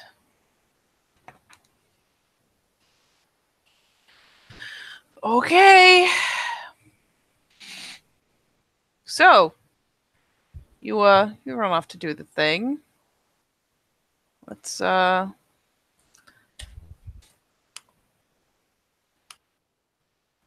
So first off, high or low? High roller.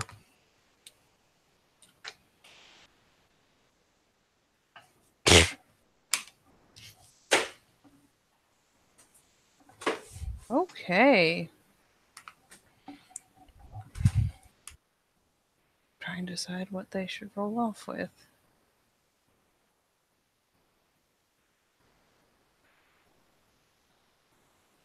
Okay.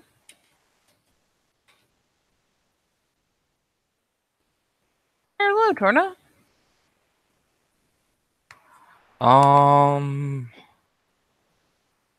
Low, fuck it, the way it's been going.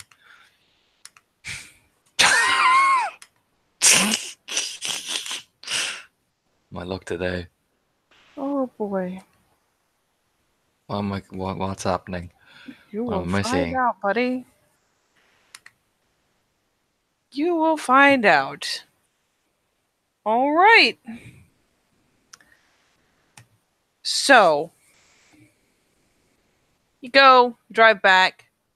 Fucking Suzanne, sensing the urgency, is taking the steps, two at a time, bolts up to her room, plugs the phone into her printer, and just starts printing off a handful of the pictures. Like 3 of them. Like, not a lot. It's enough to make a point.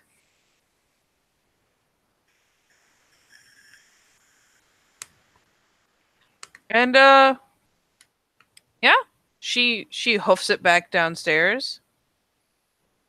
Heidi's just kind of lingering wherever. Like if you were insisting on all being inside and having the door shut, she'll be like lingering just around the front entryway. If not, she'll be like lingering on the porch. But yeah, she hoofs it back downstairs. Like, okay, is this enough? It just kind of sits there smoking away, white knuckling a bit.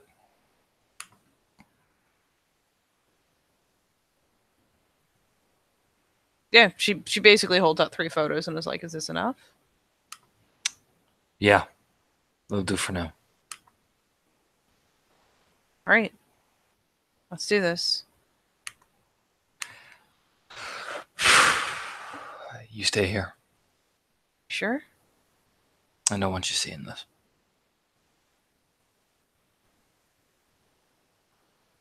She pitches a glance over at Heidi.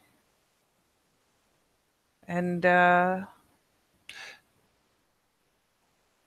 finally kind of slowly nods.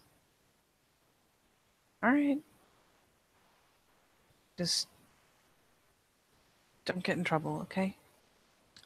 I won't. We're back early in the morning. Early in the morning. Yeah, Keep your phone on. I will. Just kind of stands up very coldly, walks out to the car. Yeah, there's pretty flagrant worry on her face, but she's not going to stop you. It just drives all the way to the fucking... drives back to where he was. But back to the bar? Yeah, well, what he'll wait to see was Becca say anything to him, but otherwise he's just going to wait by the bar and then follow them to the fucking motel. I mean, yeah, she has done the thing. Like the plan was go ahead, get him back to the motel and meet him outside. Yeah. So you can easily navigate to the motel. Yeah, that's basically what it'll do. So get to the motel. And let me switch to a nice neutral image. Nice and neutral. So yeah, you head over to the motel. You don't see Becca outside. Closes his fist, looks around. He said room number 7, so he kind of walks in. And I mean, it's a little cheesy motel thing. So you just drive in, like the little office is at the front where, you know, if there's someone on staff, they're there, and then you drive past and it's just a row of doors with numbers on them. Yeah, he'll go straight to 7. Yeah, you drive over. Do me a wits alertness. Huh, that's a funny one. That's actually a higher dice pool. Go figure. At 2. It is. It's not necessarily something you're looking for. Your target locked, but you happen to realize as you're pulling in, as you're parking, that rental car isn't here. Oh shit! What do you do? Pops Becca on the phone.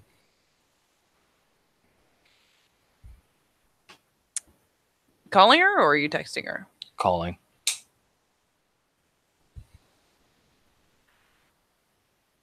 Okay. Just on a whim. Are you still in the car? Yeah, he'll keep it in the car. Okay. Yeah. Call. Probably gets a bit lower in the seat and everything.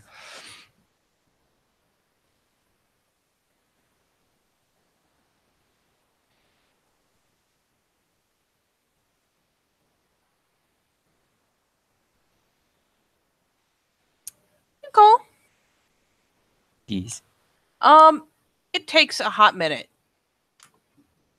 In fact, it initially it goes to voicemail. Like Rings through all the rings. Rings again. Oh, it's building.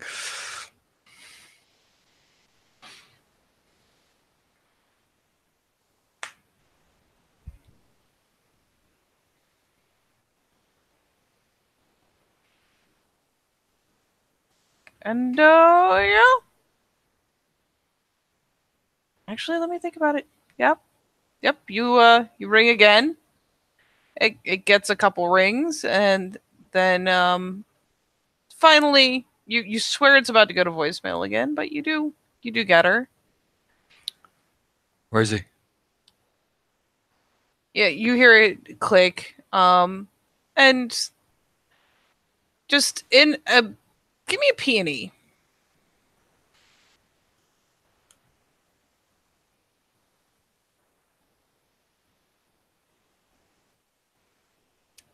Her voice is super like uncharacteristically shaky. Where is he? He's gone. He's fucking gone. What did you do? I didn't do shit. Oh no. Oh no. He starts speeding towards that house. I mean, you're like parked right in front of the motel room. He reverses the car, goes out to the driveway. He's heading back home. You alright? As he's on the phone, you know what I mean? No, no, I'm not fucking all right. What happened? I'm still here. Where? Fucking room. I'm out. What happened?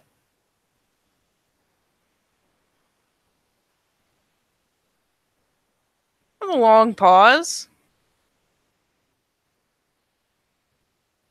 And then, in a, again, very uncharacteristic way, she just kind of says, I don't want to fucking talk about it. Get in the car. Where did he say he was going? Didn't. I'll have to take a rage, yeah. Fuck yeah, I'm taking a rage. Jesus fucking Christ, I know where he's going. Gotta spend it because I'm already on 3 rage. How are you going to spend it, buddy? As you sit in a car? No, I'm not gonna spend it. I mean, gotta spend probably willpower, I'd imagine, depending on my... You're just barely, Spending a willpower. just barely good. You're fine. You are furious. Hey, guess what you're going to do, though? As she finally comes out of the room, you can take another rage.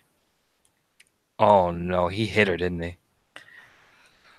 She's looking a little worse than hit. She's looking awfully fucking disheveled.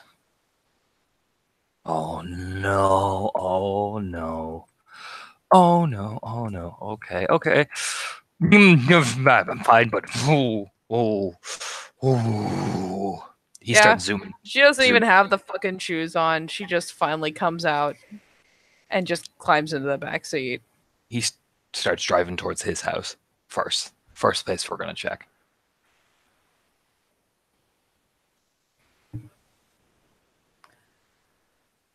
Let's see. Because that's where he always goes. And particularly after this. See.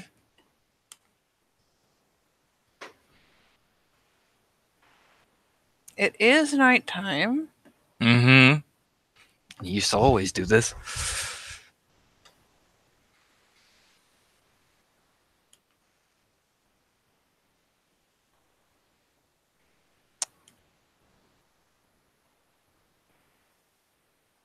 Okay. You roll towards your folks' place. Mm-hmm.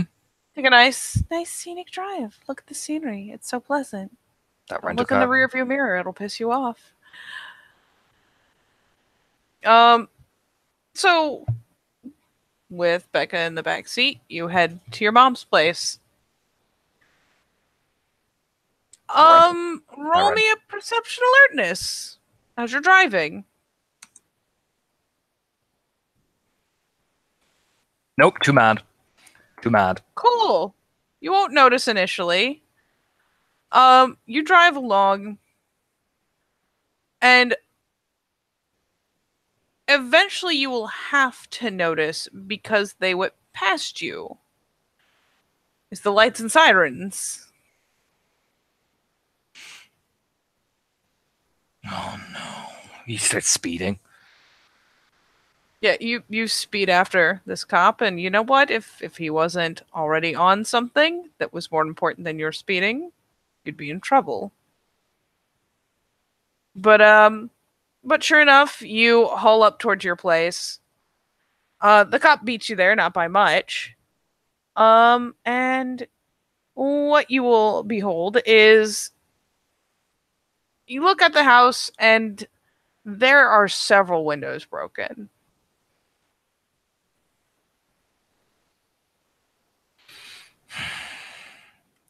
Becca just he was just commanding, stay in the car. He just gets out. You need to take a rage, buddy. I do need to take a rage, buddy. Oh, fuck me. I'm good fucking thrall at this stage. Nope. No thralling, but mother of God, am I mad? Still 6 rage as he's walking. Oh boy. Oh yeah.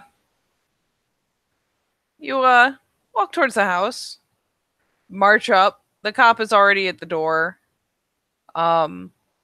Though when you roll up 6 rage strong, he kind of pulls back from the door. You will see your mom. Let me switcheroo some things.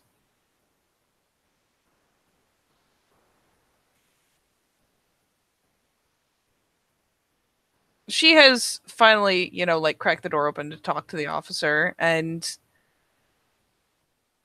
it doesn't matter that you're running high on rage. Your mom is conveniently genetically immune. I'll let you pee an ear, Oh, Captain Fury. Captain Fury is peeing. Or So I will give you that she does not look in any way harmed or disheveled or messed with. She just looks really badly shaken. Like, there are more tears. She is not cleverly hiding them this time. She, of course, again, she's not a weak woman, but she looks fucking shook. And when you do come around to the door, she kind of finally flings it open. It's like, Anton, are you all right? Like, holds out an arm to you. I'm fine. Like, as if trying to, usher you into the house. He just shakes his head. Fine. Let the officer take care of you. Yeah. Your brother and sister upstairs. Are they alright? Yeah. I had them lock in my room. Did There's he no say front-facing windows. You say it in front of the police officer, like, did he say where he was going? No, he just ran off when I said I was calling. You just turn to look at the officer, like, kind of gesturing, like, your job, buddy. You know what I mean? For what it's worth, the officer has been periodically talking idly into his radio, but just kind of nods. And I mean, you've never seen really point blank the effects of rage until now, but you're furious and you can almost you feel like an anime character. You feel like you've got a fucking aura, and this dude wants none of it. I imagine he's sweating, like, even probably, like, periodically reaching at his gun, like, he's probably sweating. He's sweating, and his hand may or may not be on his belt periodically. Okay. You may or may not be the reason that he's radioing. I'm just saying. I'll let you guys get on it. I'm gonna go make sure everything's okay. Anton, be careful. Be fine. It's bad. Fine. Oh. Yeah. Yeah. I know. What it's worth, she looks earnestly like, not even just terrified for herself, but terrified for your sake. I know. Fine, though. Don't worry about it. I'm gonna go and make sure that my girlfriend's okay. All right. Because just gonna double check and I'll come back right back, okay? Please do come back, Anton. I'll come back. You just let the officer take care of you, alright? Tell Christine I'll be back in an hour. I just gotta make sure. Tell her I gotta make sure Susie's okay. Yeah.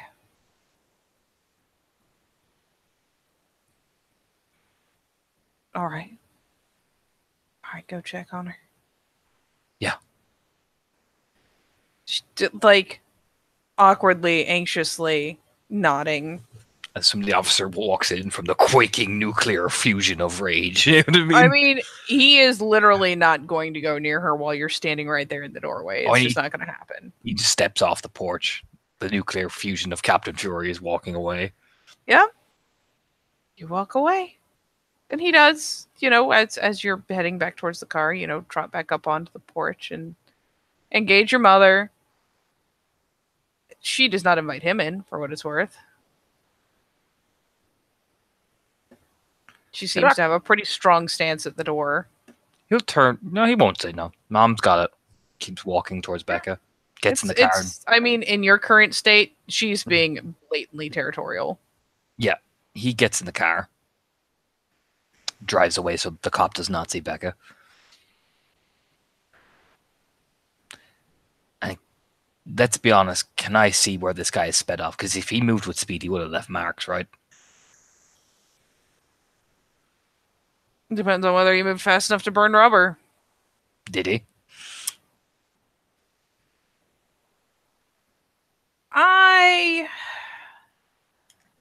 I can give you...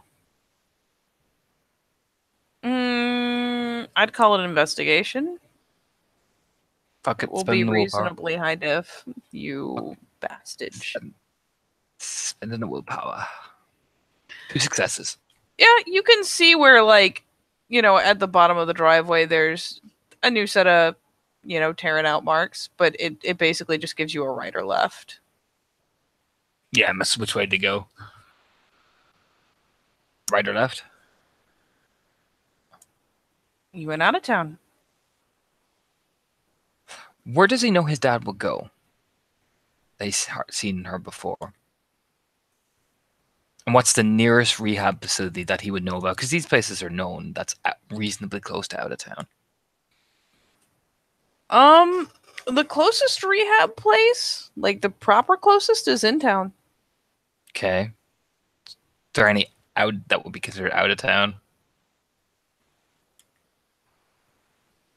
Truth be told, at least lately, the only place you can think of that your dad went with any regularity was to work and to the bars.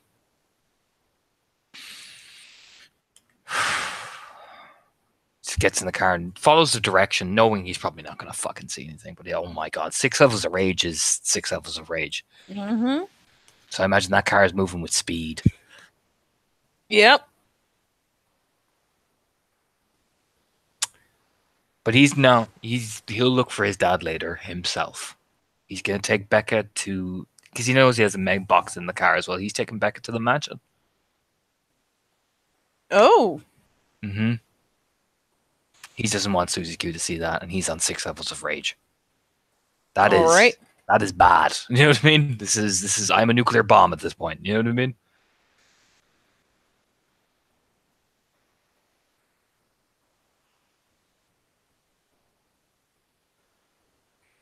All right.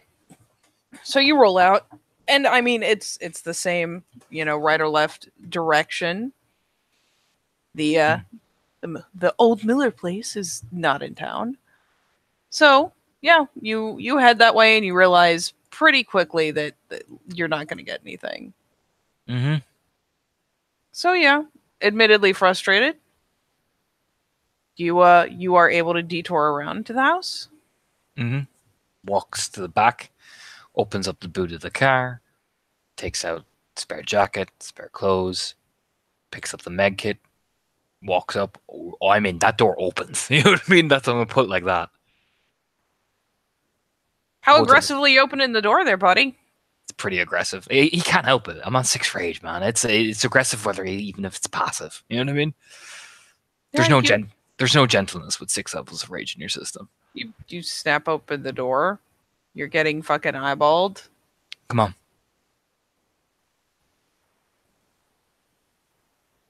All right, sorry. All right, Jesus. She kind of edges towards the open door. You know, that little scooch across the seat. Come on. I'm not gonna hurt you.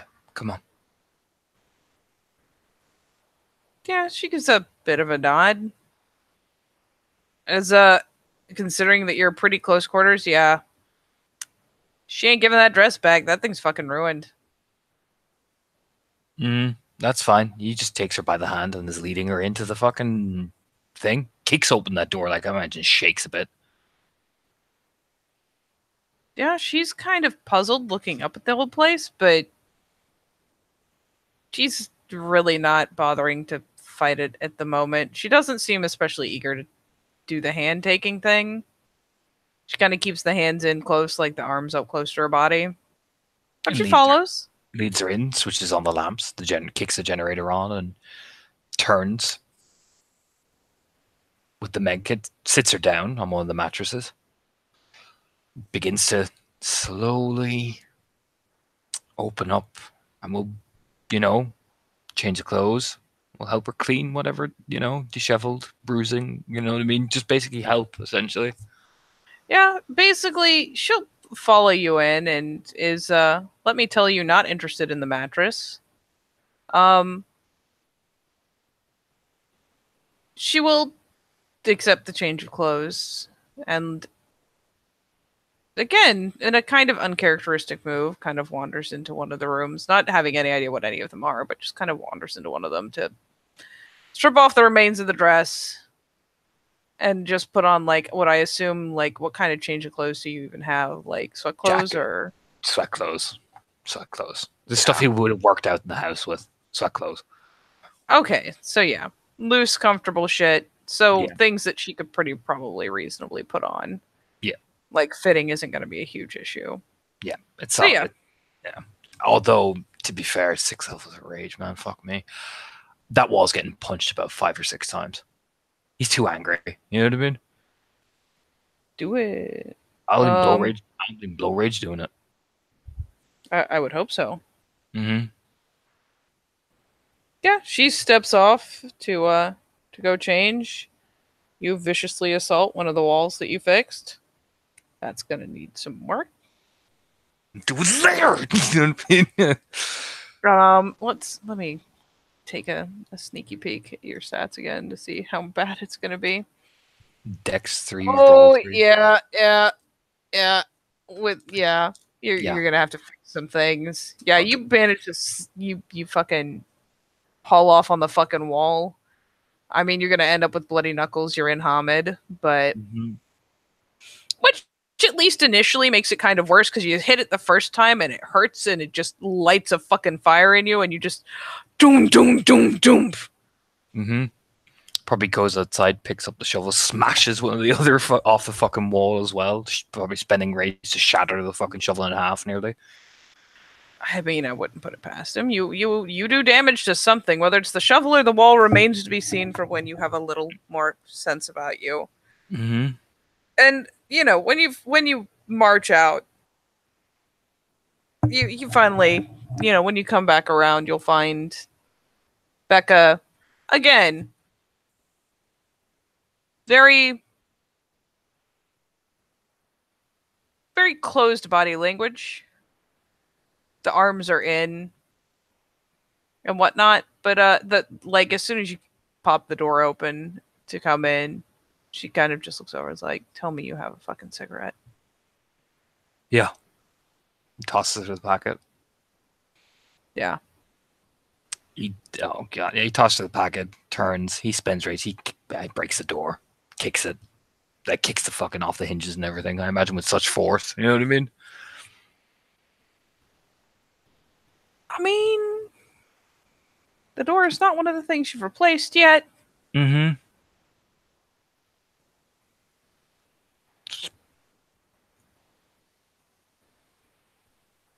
So I imagine it comes down pretty quickly. That door's seen a lot of weather. Yeah.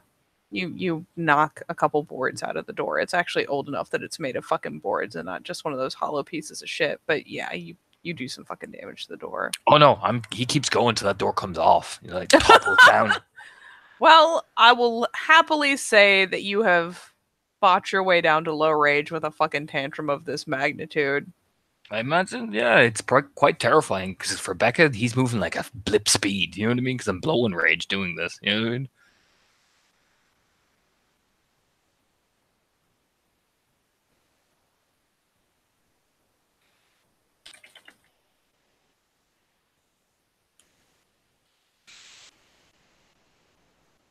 Yep. Yep. You demolish a door. For what it's worth, Becca does not in any way interfere.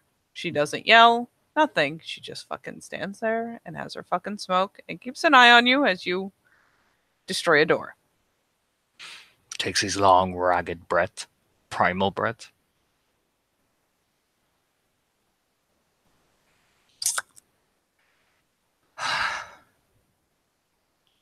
You alright?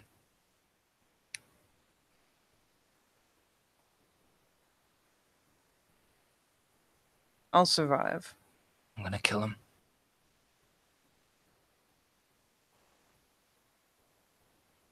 Hope you fucking do. I'm going to kill him. I'm gonna hunt him down. And I'm gonna kill him.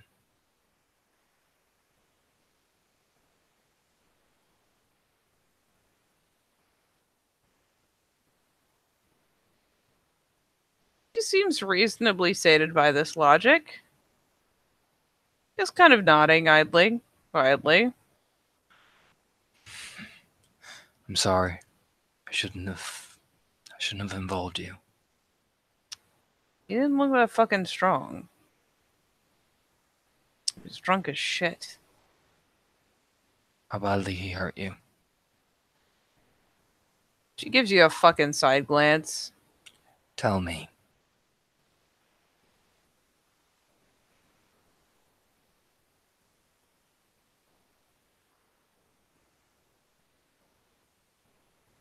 She just shakes her head.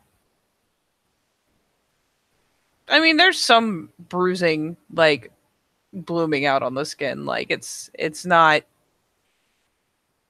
gruesome. She's not, like, carved up or anything. But Turn and look at her. rough handling. You turn and look at her and just like, you won't touch her or anything, but you'll just examine her. Yeah, as long as you don't reach out for her, she doesn't seem to have much of an opposition to it. He doesn't. He just takes a look, like he's scanning her essentially, but makes no movement at all.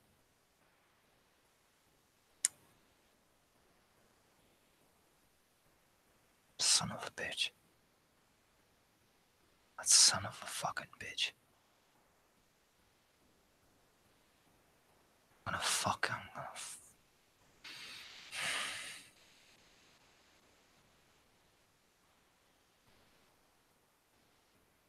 Just pop him one extra time in the back of the head for me.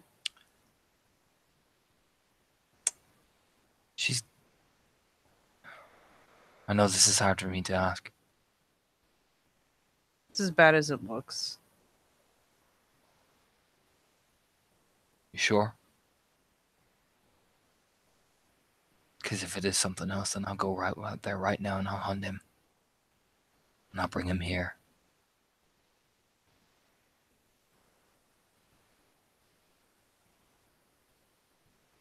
She finally just kind of like blows out a massive cloud of smoke.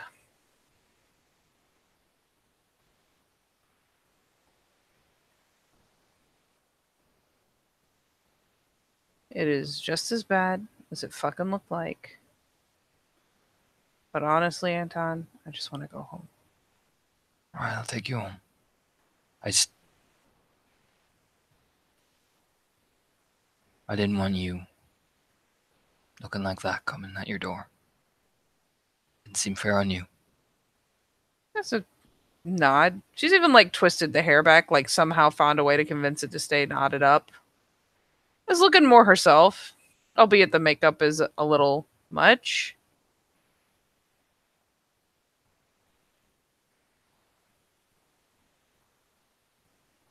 I'll take you home.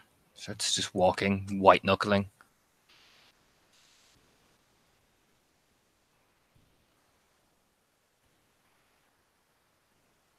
And she just, nods. follows along. Drops her all the way back home. Yeah. For what it's worth, you take her back. She actually wanders into the garage first, washes her face off. And, I mean, there's no fanfare to it. She just waves to him, turns, and goes into the house. He parks all the way in to, because I imagine actually he probably got the stench off her. That smell. So what he will do is he will drive all the way back to his house, park a block away, follow the path leading up to where the burn marks were, step into the reeds, shift to Lupus, and follow that exhaust For what scent. it's worth, you get back to your house and there's a lot more than one cop car there. Oh, Jesus Christ, yeah. He stares at it, rubs his face.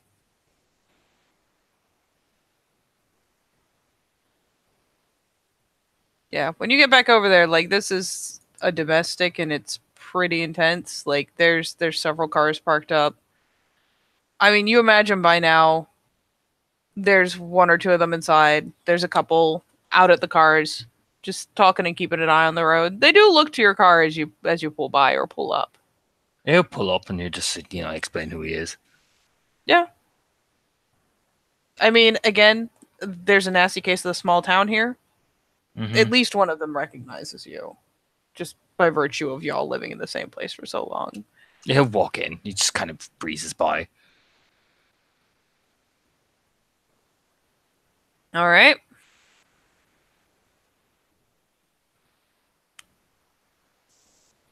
He hides his bloody knuckles, obviously, in his jacket as he's walking in. But yeah, he walks in. Shove your hands in your pockets. Good Yep. man. All right. So what you doing, Anton, buddy? You just walk in the front door. Again, you won't necessarily be stopped, and even if you're briefly halted, your mom tells him to fuck off. Straight to Christine. Up those stairs as fast as he can. All right. Give me 1 second to swap these out.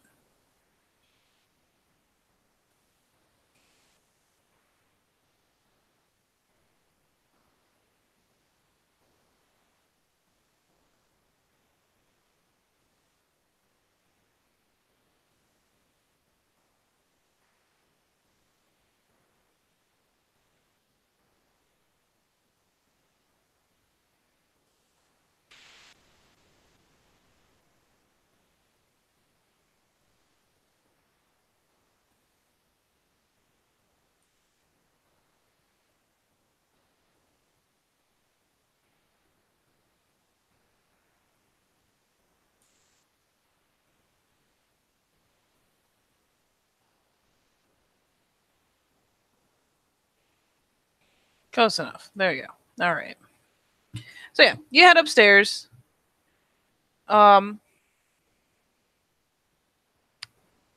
what it's worth, you head up. There's another officer. One of the female officers is up at the top of the stairs, and she's like propped back from the bedroom door. Like, so there's kind of the span of the staircase separating her from it, and the door's open, and she's talking calmly. Has a notepad out. But you have zero issue breezing past, and two whole relationship points earned. Phil is the one who is actually standing in the doorway, and Christine is behind him. You just walked past the two of them, you know what I mean? Just into the room. Oh yeah, they let you in. Your brother looks, I mean, let's face it, you've always been the one that takes charge more, so, I mean, your brother looks, I mean, that and shit has just gone down. He looks relieved to see you. He moves out of the way to let you in. Christine, of course, comes over and latches on nigh immediately. What happened?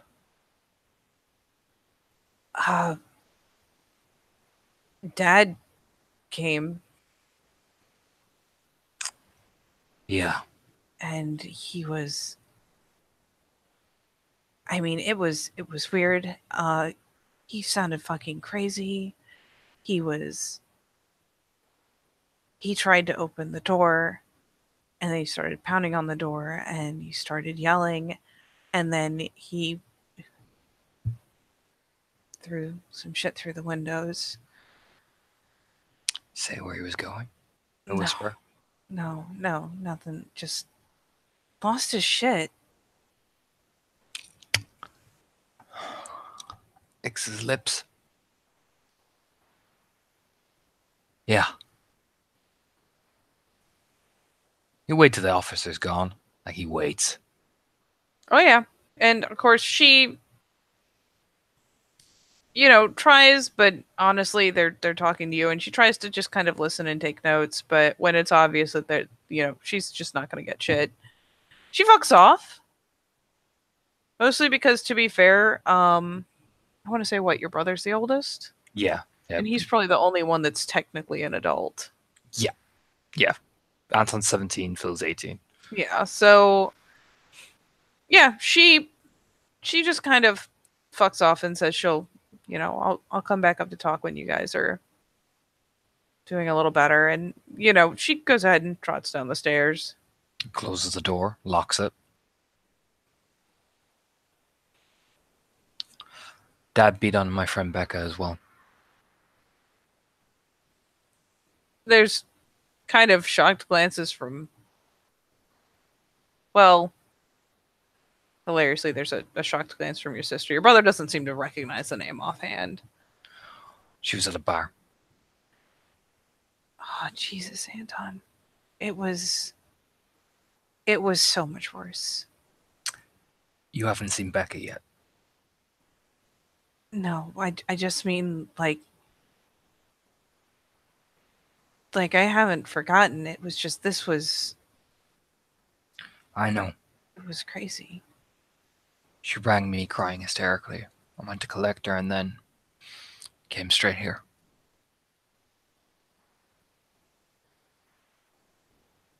She didn't know who he was. Is she okay? She's managing.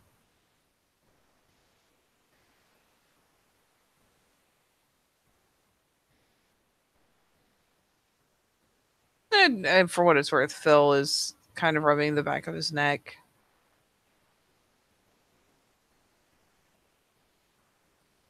Mom just told us to get in here. Told me to keep him from coming through the door. Yeah. I tried to get her in. Come through the door? Nah, he couldn't get through the door. He comes again, you ring me. Yeah. Honestly, they both look kind of... I mean, they're both out of sorts, but there's like a brief kind of sheepish note on both of them. We didn't realize till we got in here that we hadn't grabbed our phones. I'm not angry. Not angry at you guys. It's not your fault. Next time it happens, comes by again, you ring me, not the cops, me. Yeah, Phil gives a very firm nod of understanding. Christine is probably still like kind of up next to you. That's when his knuckles appear. Let's see who notices first.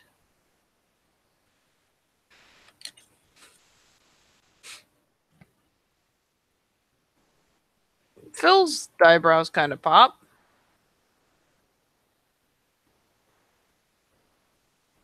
Christine is maybe a little more shaken by the whole thing. She doesn't catch on as fast. I don't think he doesn't even realize that he's just rubbing the back of Christine's head. Run into him? What? No. Oh. No, I went asking among his friends. Yeah, for what it's worth, he almost, like... You can tell he's trying not to call Christine's attention to it. But he does kind of like, when you kind of go, huh? Like, kind of, with one hand is like, with a finger taps across the knuckles of the other, like, I'm just saying, bro. Ran into his friends. Mind asking? Any luck? No. Not yet. I'll find him.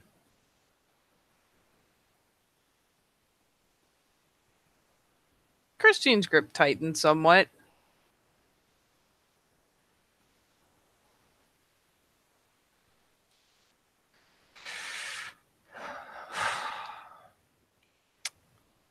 We're not gonna worry about that for now.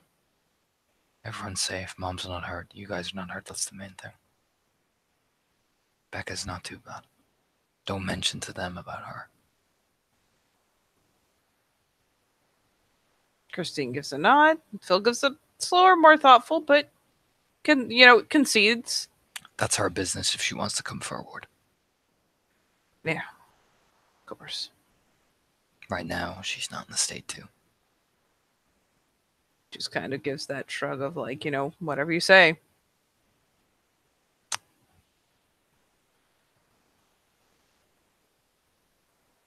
Right. I'll be back. Just gonna go downstairs and see how his mom's doing. Gonna ring Suzanne. She's probably gonna come up here with Heidi. So, I'm leaving them on her own with him out there.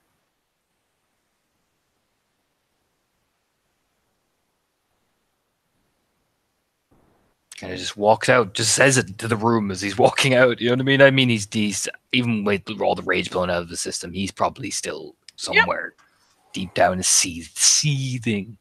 Oh, yeah. And you're able to, I mean, excuse me, Phil isn't exactly standing in your way. And Christine is keeping fairly close, though when you go downstairs and there's still the cops and all down there, she kind of lingers back. You stay right there. I'll be back. Just go and wash my hands. She kind of nods, and there's like an exchange of glances, and the two of them will go about their shenanigans as you head downstairs. He washes his hands first, like get rid of all the obvious blood on his knuckles and all that. And oh yeah, down. I mean, there's no hiding the fact that they're busted up, but they've had like a minute to, well, mostly stop bleeding. They're still not by any means dry. Puts his hands back in his pockets again. Keeps walking. Yeah, they're still kind of raw and open. And yeah, you head downstairs. Actually, no, he'll walk into his room. Oh? Puts the phone on for Susie. Puts it on immediately. Rings. Closes the door. Locks it. All right. Change of plans. Call over. And yeah, Suzanne picks up Di immediately. Hey, are you okay? He attacked Becca. What? Came to the house. Attacked the house as well. Tried to get in. What? You mean your mom's? Yeah. Oh, God. Becca's alright. She's a bit bruised. I patched her up and brought her back home. Okay. Jesus. Yeah. How? He got violent. No, I mean, no, I know, Anton, Becca's not exactly a pushover. Caught her And off he guard. was... Caught her off guard.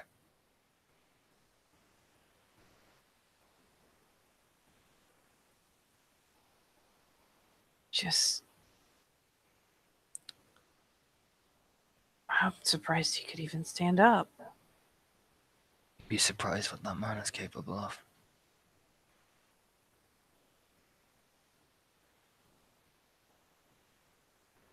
I guess.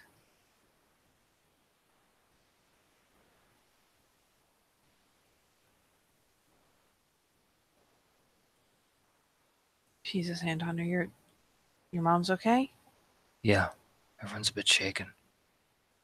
What do you want me to do?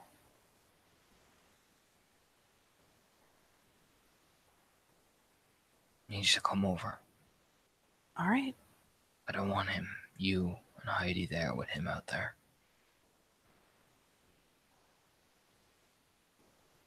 I mean, does your dad even know we're dating? I don't even care. No, of She'll- course. She'll hear it. It's upset and rage, man, is all that's in his voice. We're coming. I just thought it might reassure a little. I don't think your dad even knows we're a thing. I Started that after you kicked him out. don't even care. We're coming. And you can actually hear her being like, Heidi, come on, we're gonna grab our overnight bags. Yeah, we're gonna stay with Anton. Come on. And yeah, ushering Heidi around. Like you can tell she's in the process even while on the phone. He'll just say, make sure Heidi has that ID thing. There's a lot of cops. Yeah, no problem. I'll see you soon. I gotta ring Lizzie because he... Make sure. Jesus, fuck. Yeah. Yeah, that's probably a really good idea. All right, I'll get off the phone. Hangs Love up. you, and we'll be there soon.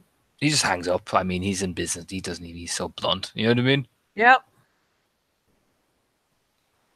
Takes the phone for Lizzie, rings it, takes in a deep breath.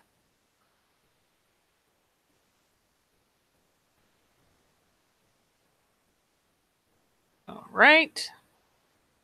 Bring over to Lizzie. And I mean, she doesn't pick up Nye immediately, but like by the second, third ring. Oh, Anton, hey, what's up? Where are you? At home? Parents there? Yeah. Okay.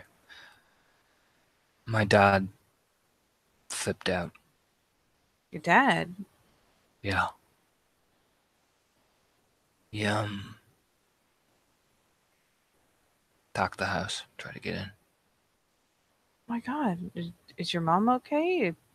We're fine. Christina- It's just some things are after happening. And, you're the person he knows I'm with.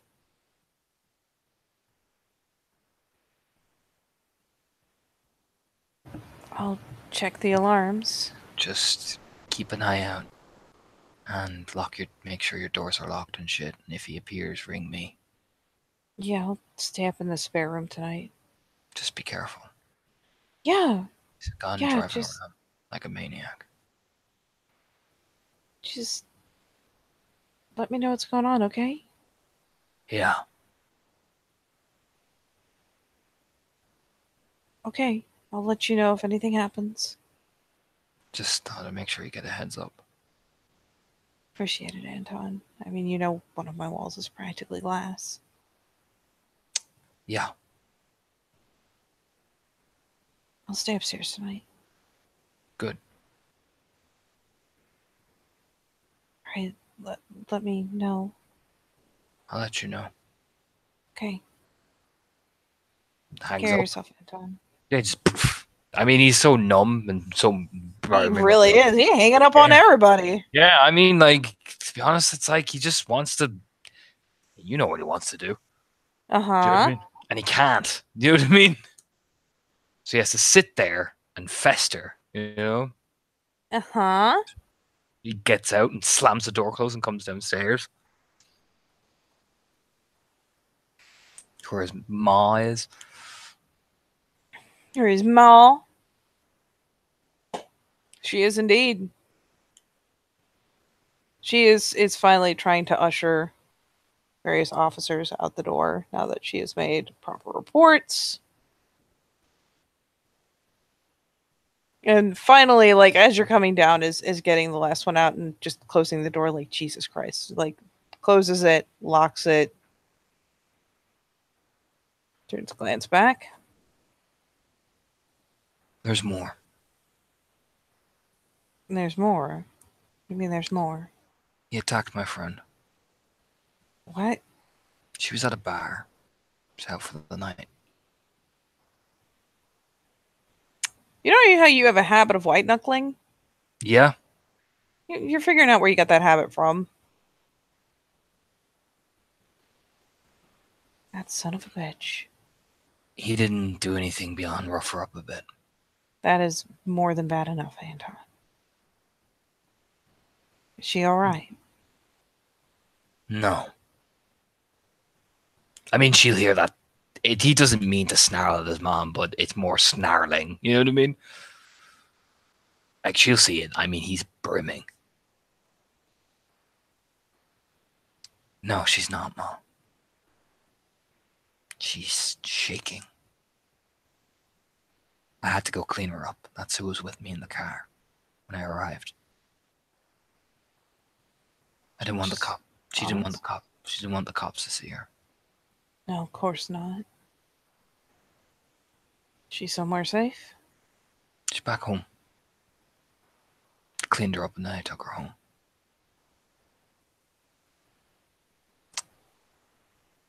She just kind of nods along like that makes perfect sense. What else would you want to do in this situation? She's not gonna come forward until she's ready, she said. Of course. She's scared at the minute, though. Of course.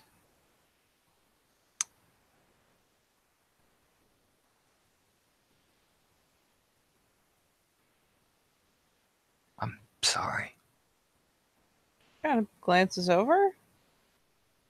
You don't have anything to be sorry for, Anton. I should have been here. You can't be everywhere. It's my fault. How would it be your fault? It's my fault.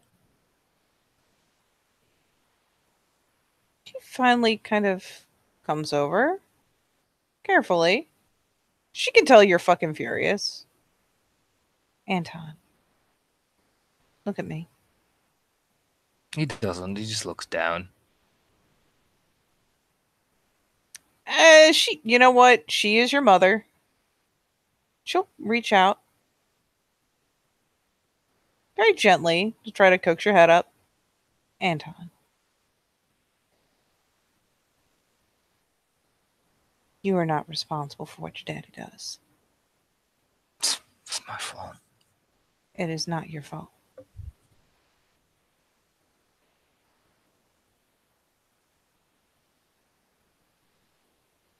The worst that you have done is made sure that he wasn't able to get in the house by the time things like this happened.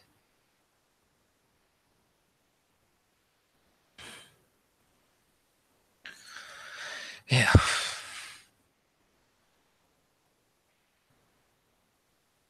This is not your fault. I rang Izzy, made sure, just in case he, She nods. It's a good idea. Susie's on her way over. All right. I didn't want to leave her on her own with. Oh, of course not.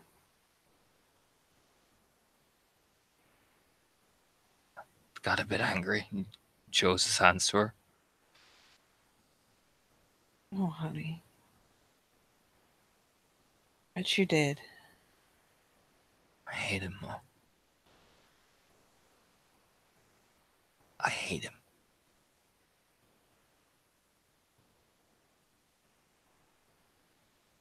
I want to. He starts breaking down crying.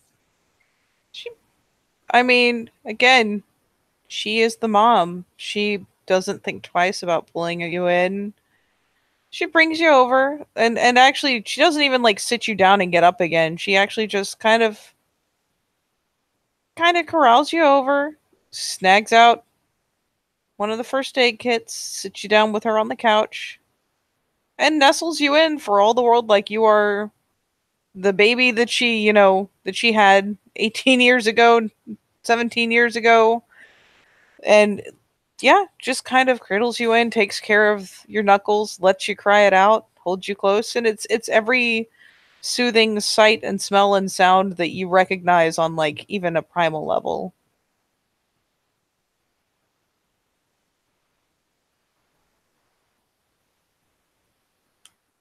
Yeah, and I imagine then when Susie gets in, he just clings onto her the whole night. Yeah, she holds on to you until yeah, you'll hear it peripherally as there's a knock at the door, and I don't imagine it's even just you and your mom that kind of turn a glance. But yeah, eventually it'll be Phil that comes down and answers the door. And, lets the two girls in, kind of poking his head around.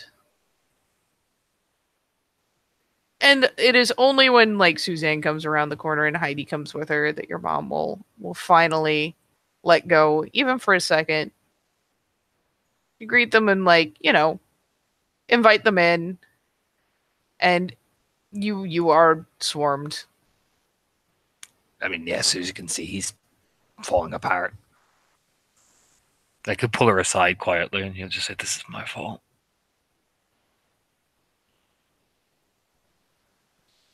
And I need more places for faces. And I mean, she does. She comes aside with you, like stands off even like just in the in the utility room, and it's just like, hey, you couldn't have known he was going to do this. I didn't. I did this. You didn't know he was going to do something like this, Anton. Look what I... He was just supposed to pass out. Yeah, and he beat on Becca, and then he did this. He shouldn't have been able to do any of it. Anton, that's what I was trying to say on the phone. Like, he was hammering down shots and shit, like... And he's been dry for how long? And in the back of his head, Anton then thinks, yeah. Hammering down, was he?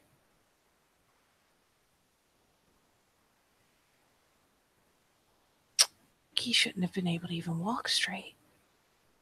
Much less fucking do all that, get all the way over here, and even hit the fucking house.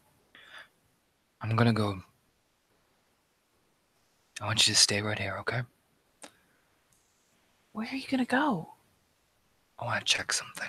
Is he starting to walk? Are you, like, leaving? I'll be back in 10 minutes. Are you sure? I'll be back in 10 minutes.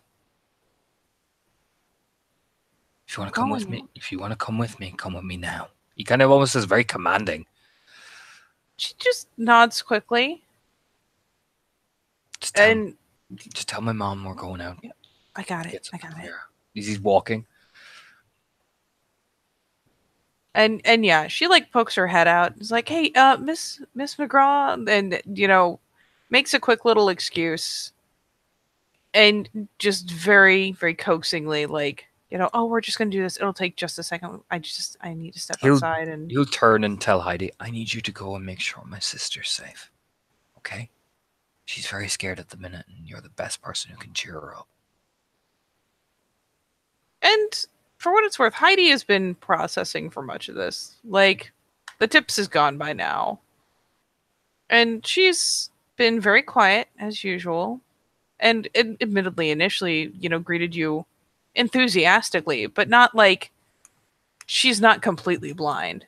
It wasn't that perfect chipper, innocence. It was worry. And given this direction, she just kind of nods. Reaches up and just touches your cheek for a second and says, okay. I'll be back in 10 minutes. Okay. And she just starts for the stairs. For all the world, like, this is exactly where she belongs. Just heads out to the car. Susie jumps in. He drives back to that hotel room, number 7. Because something's just clicked in his head. I mean, Suzanne is in the car with you, and once she realizes where you guys are pulling up to, it, like, there's a bit of a nose wrinkle, but she's not going to protest. He starts walking to the door. I'm assuming it's locked, yes? After Becca. It's automatically locked, right? Mm-hmm. Open seal. Boom. Yeah, she, like, starts to poke out of the car and follow, and is even, like, lifting a hand to be like, Anton, we don't even have the key cut. Oh.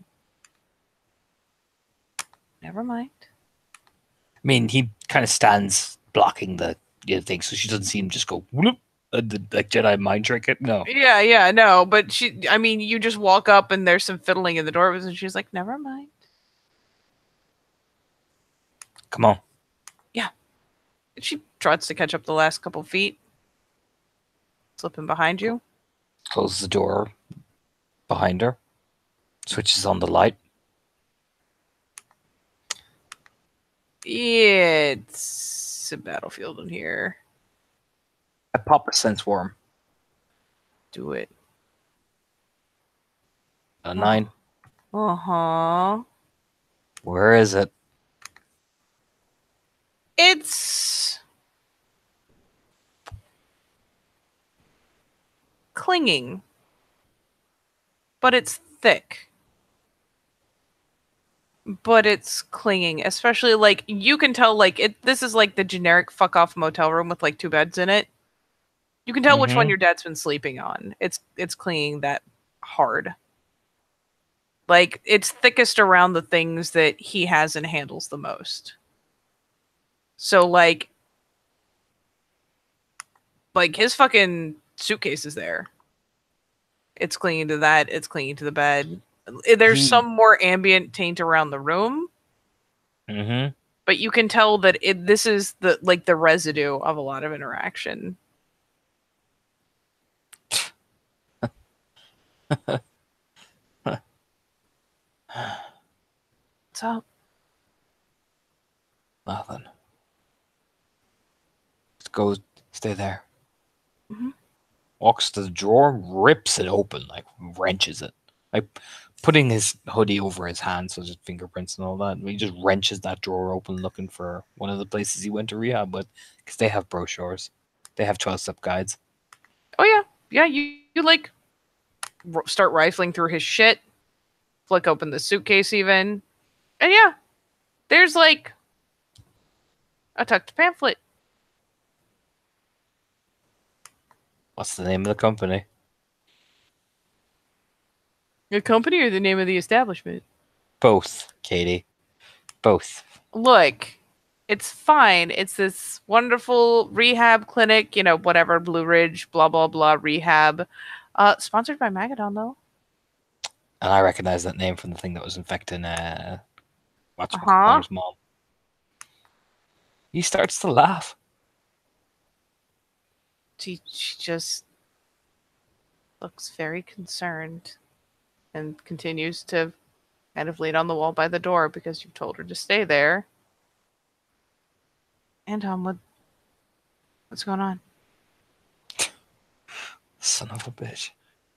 What?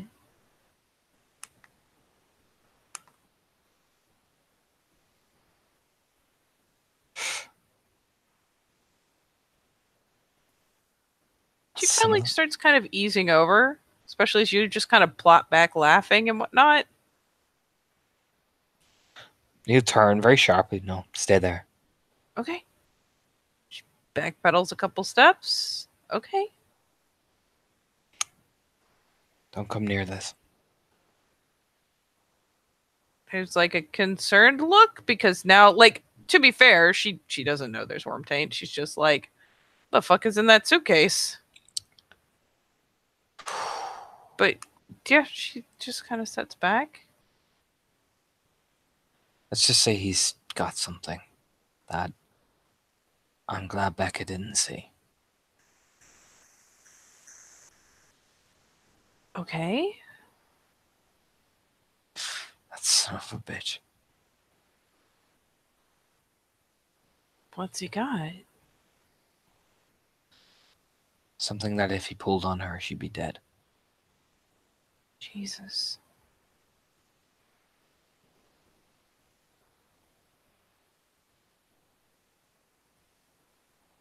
I'm gonna kill him.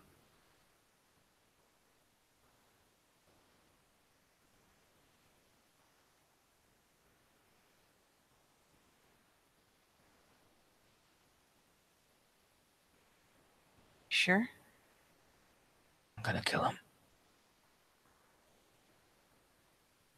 He comes near my family, I'm going to kill him. In the back of his head, in the Right there in the center is, I'm gonna kill him. And now I don't even have to feel guilty. And he says this with no guilt in his voice, no remorse. He comes near any of us ever again, I'll kill him. Just kind of the slow nod. Right. Well, you may want to get out of here. They're probably going to backtrack to this place. The brochure and puts it in his pocket. Let's go. She just nods, pulls the sleeve down over her hand to, hit the knob. Yeah, he walks out. And in the back of his head, he's like, I'm coming for you. I'm going to kill you. You know what I mean? He's getting in the car. I'm really tempted to say that is a perfect line to end on. Yes. As Anton drives home to his family with the newfound resolve.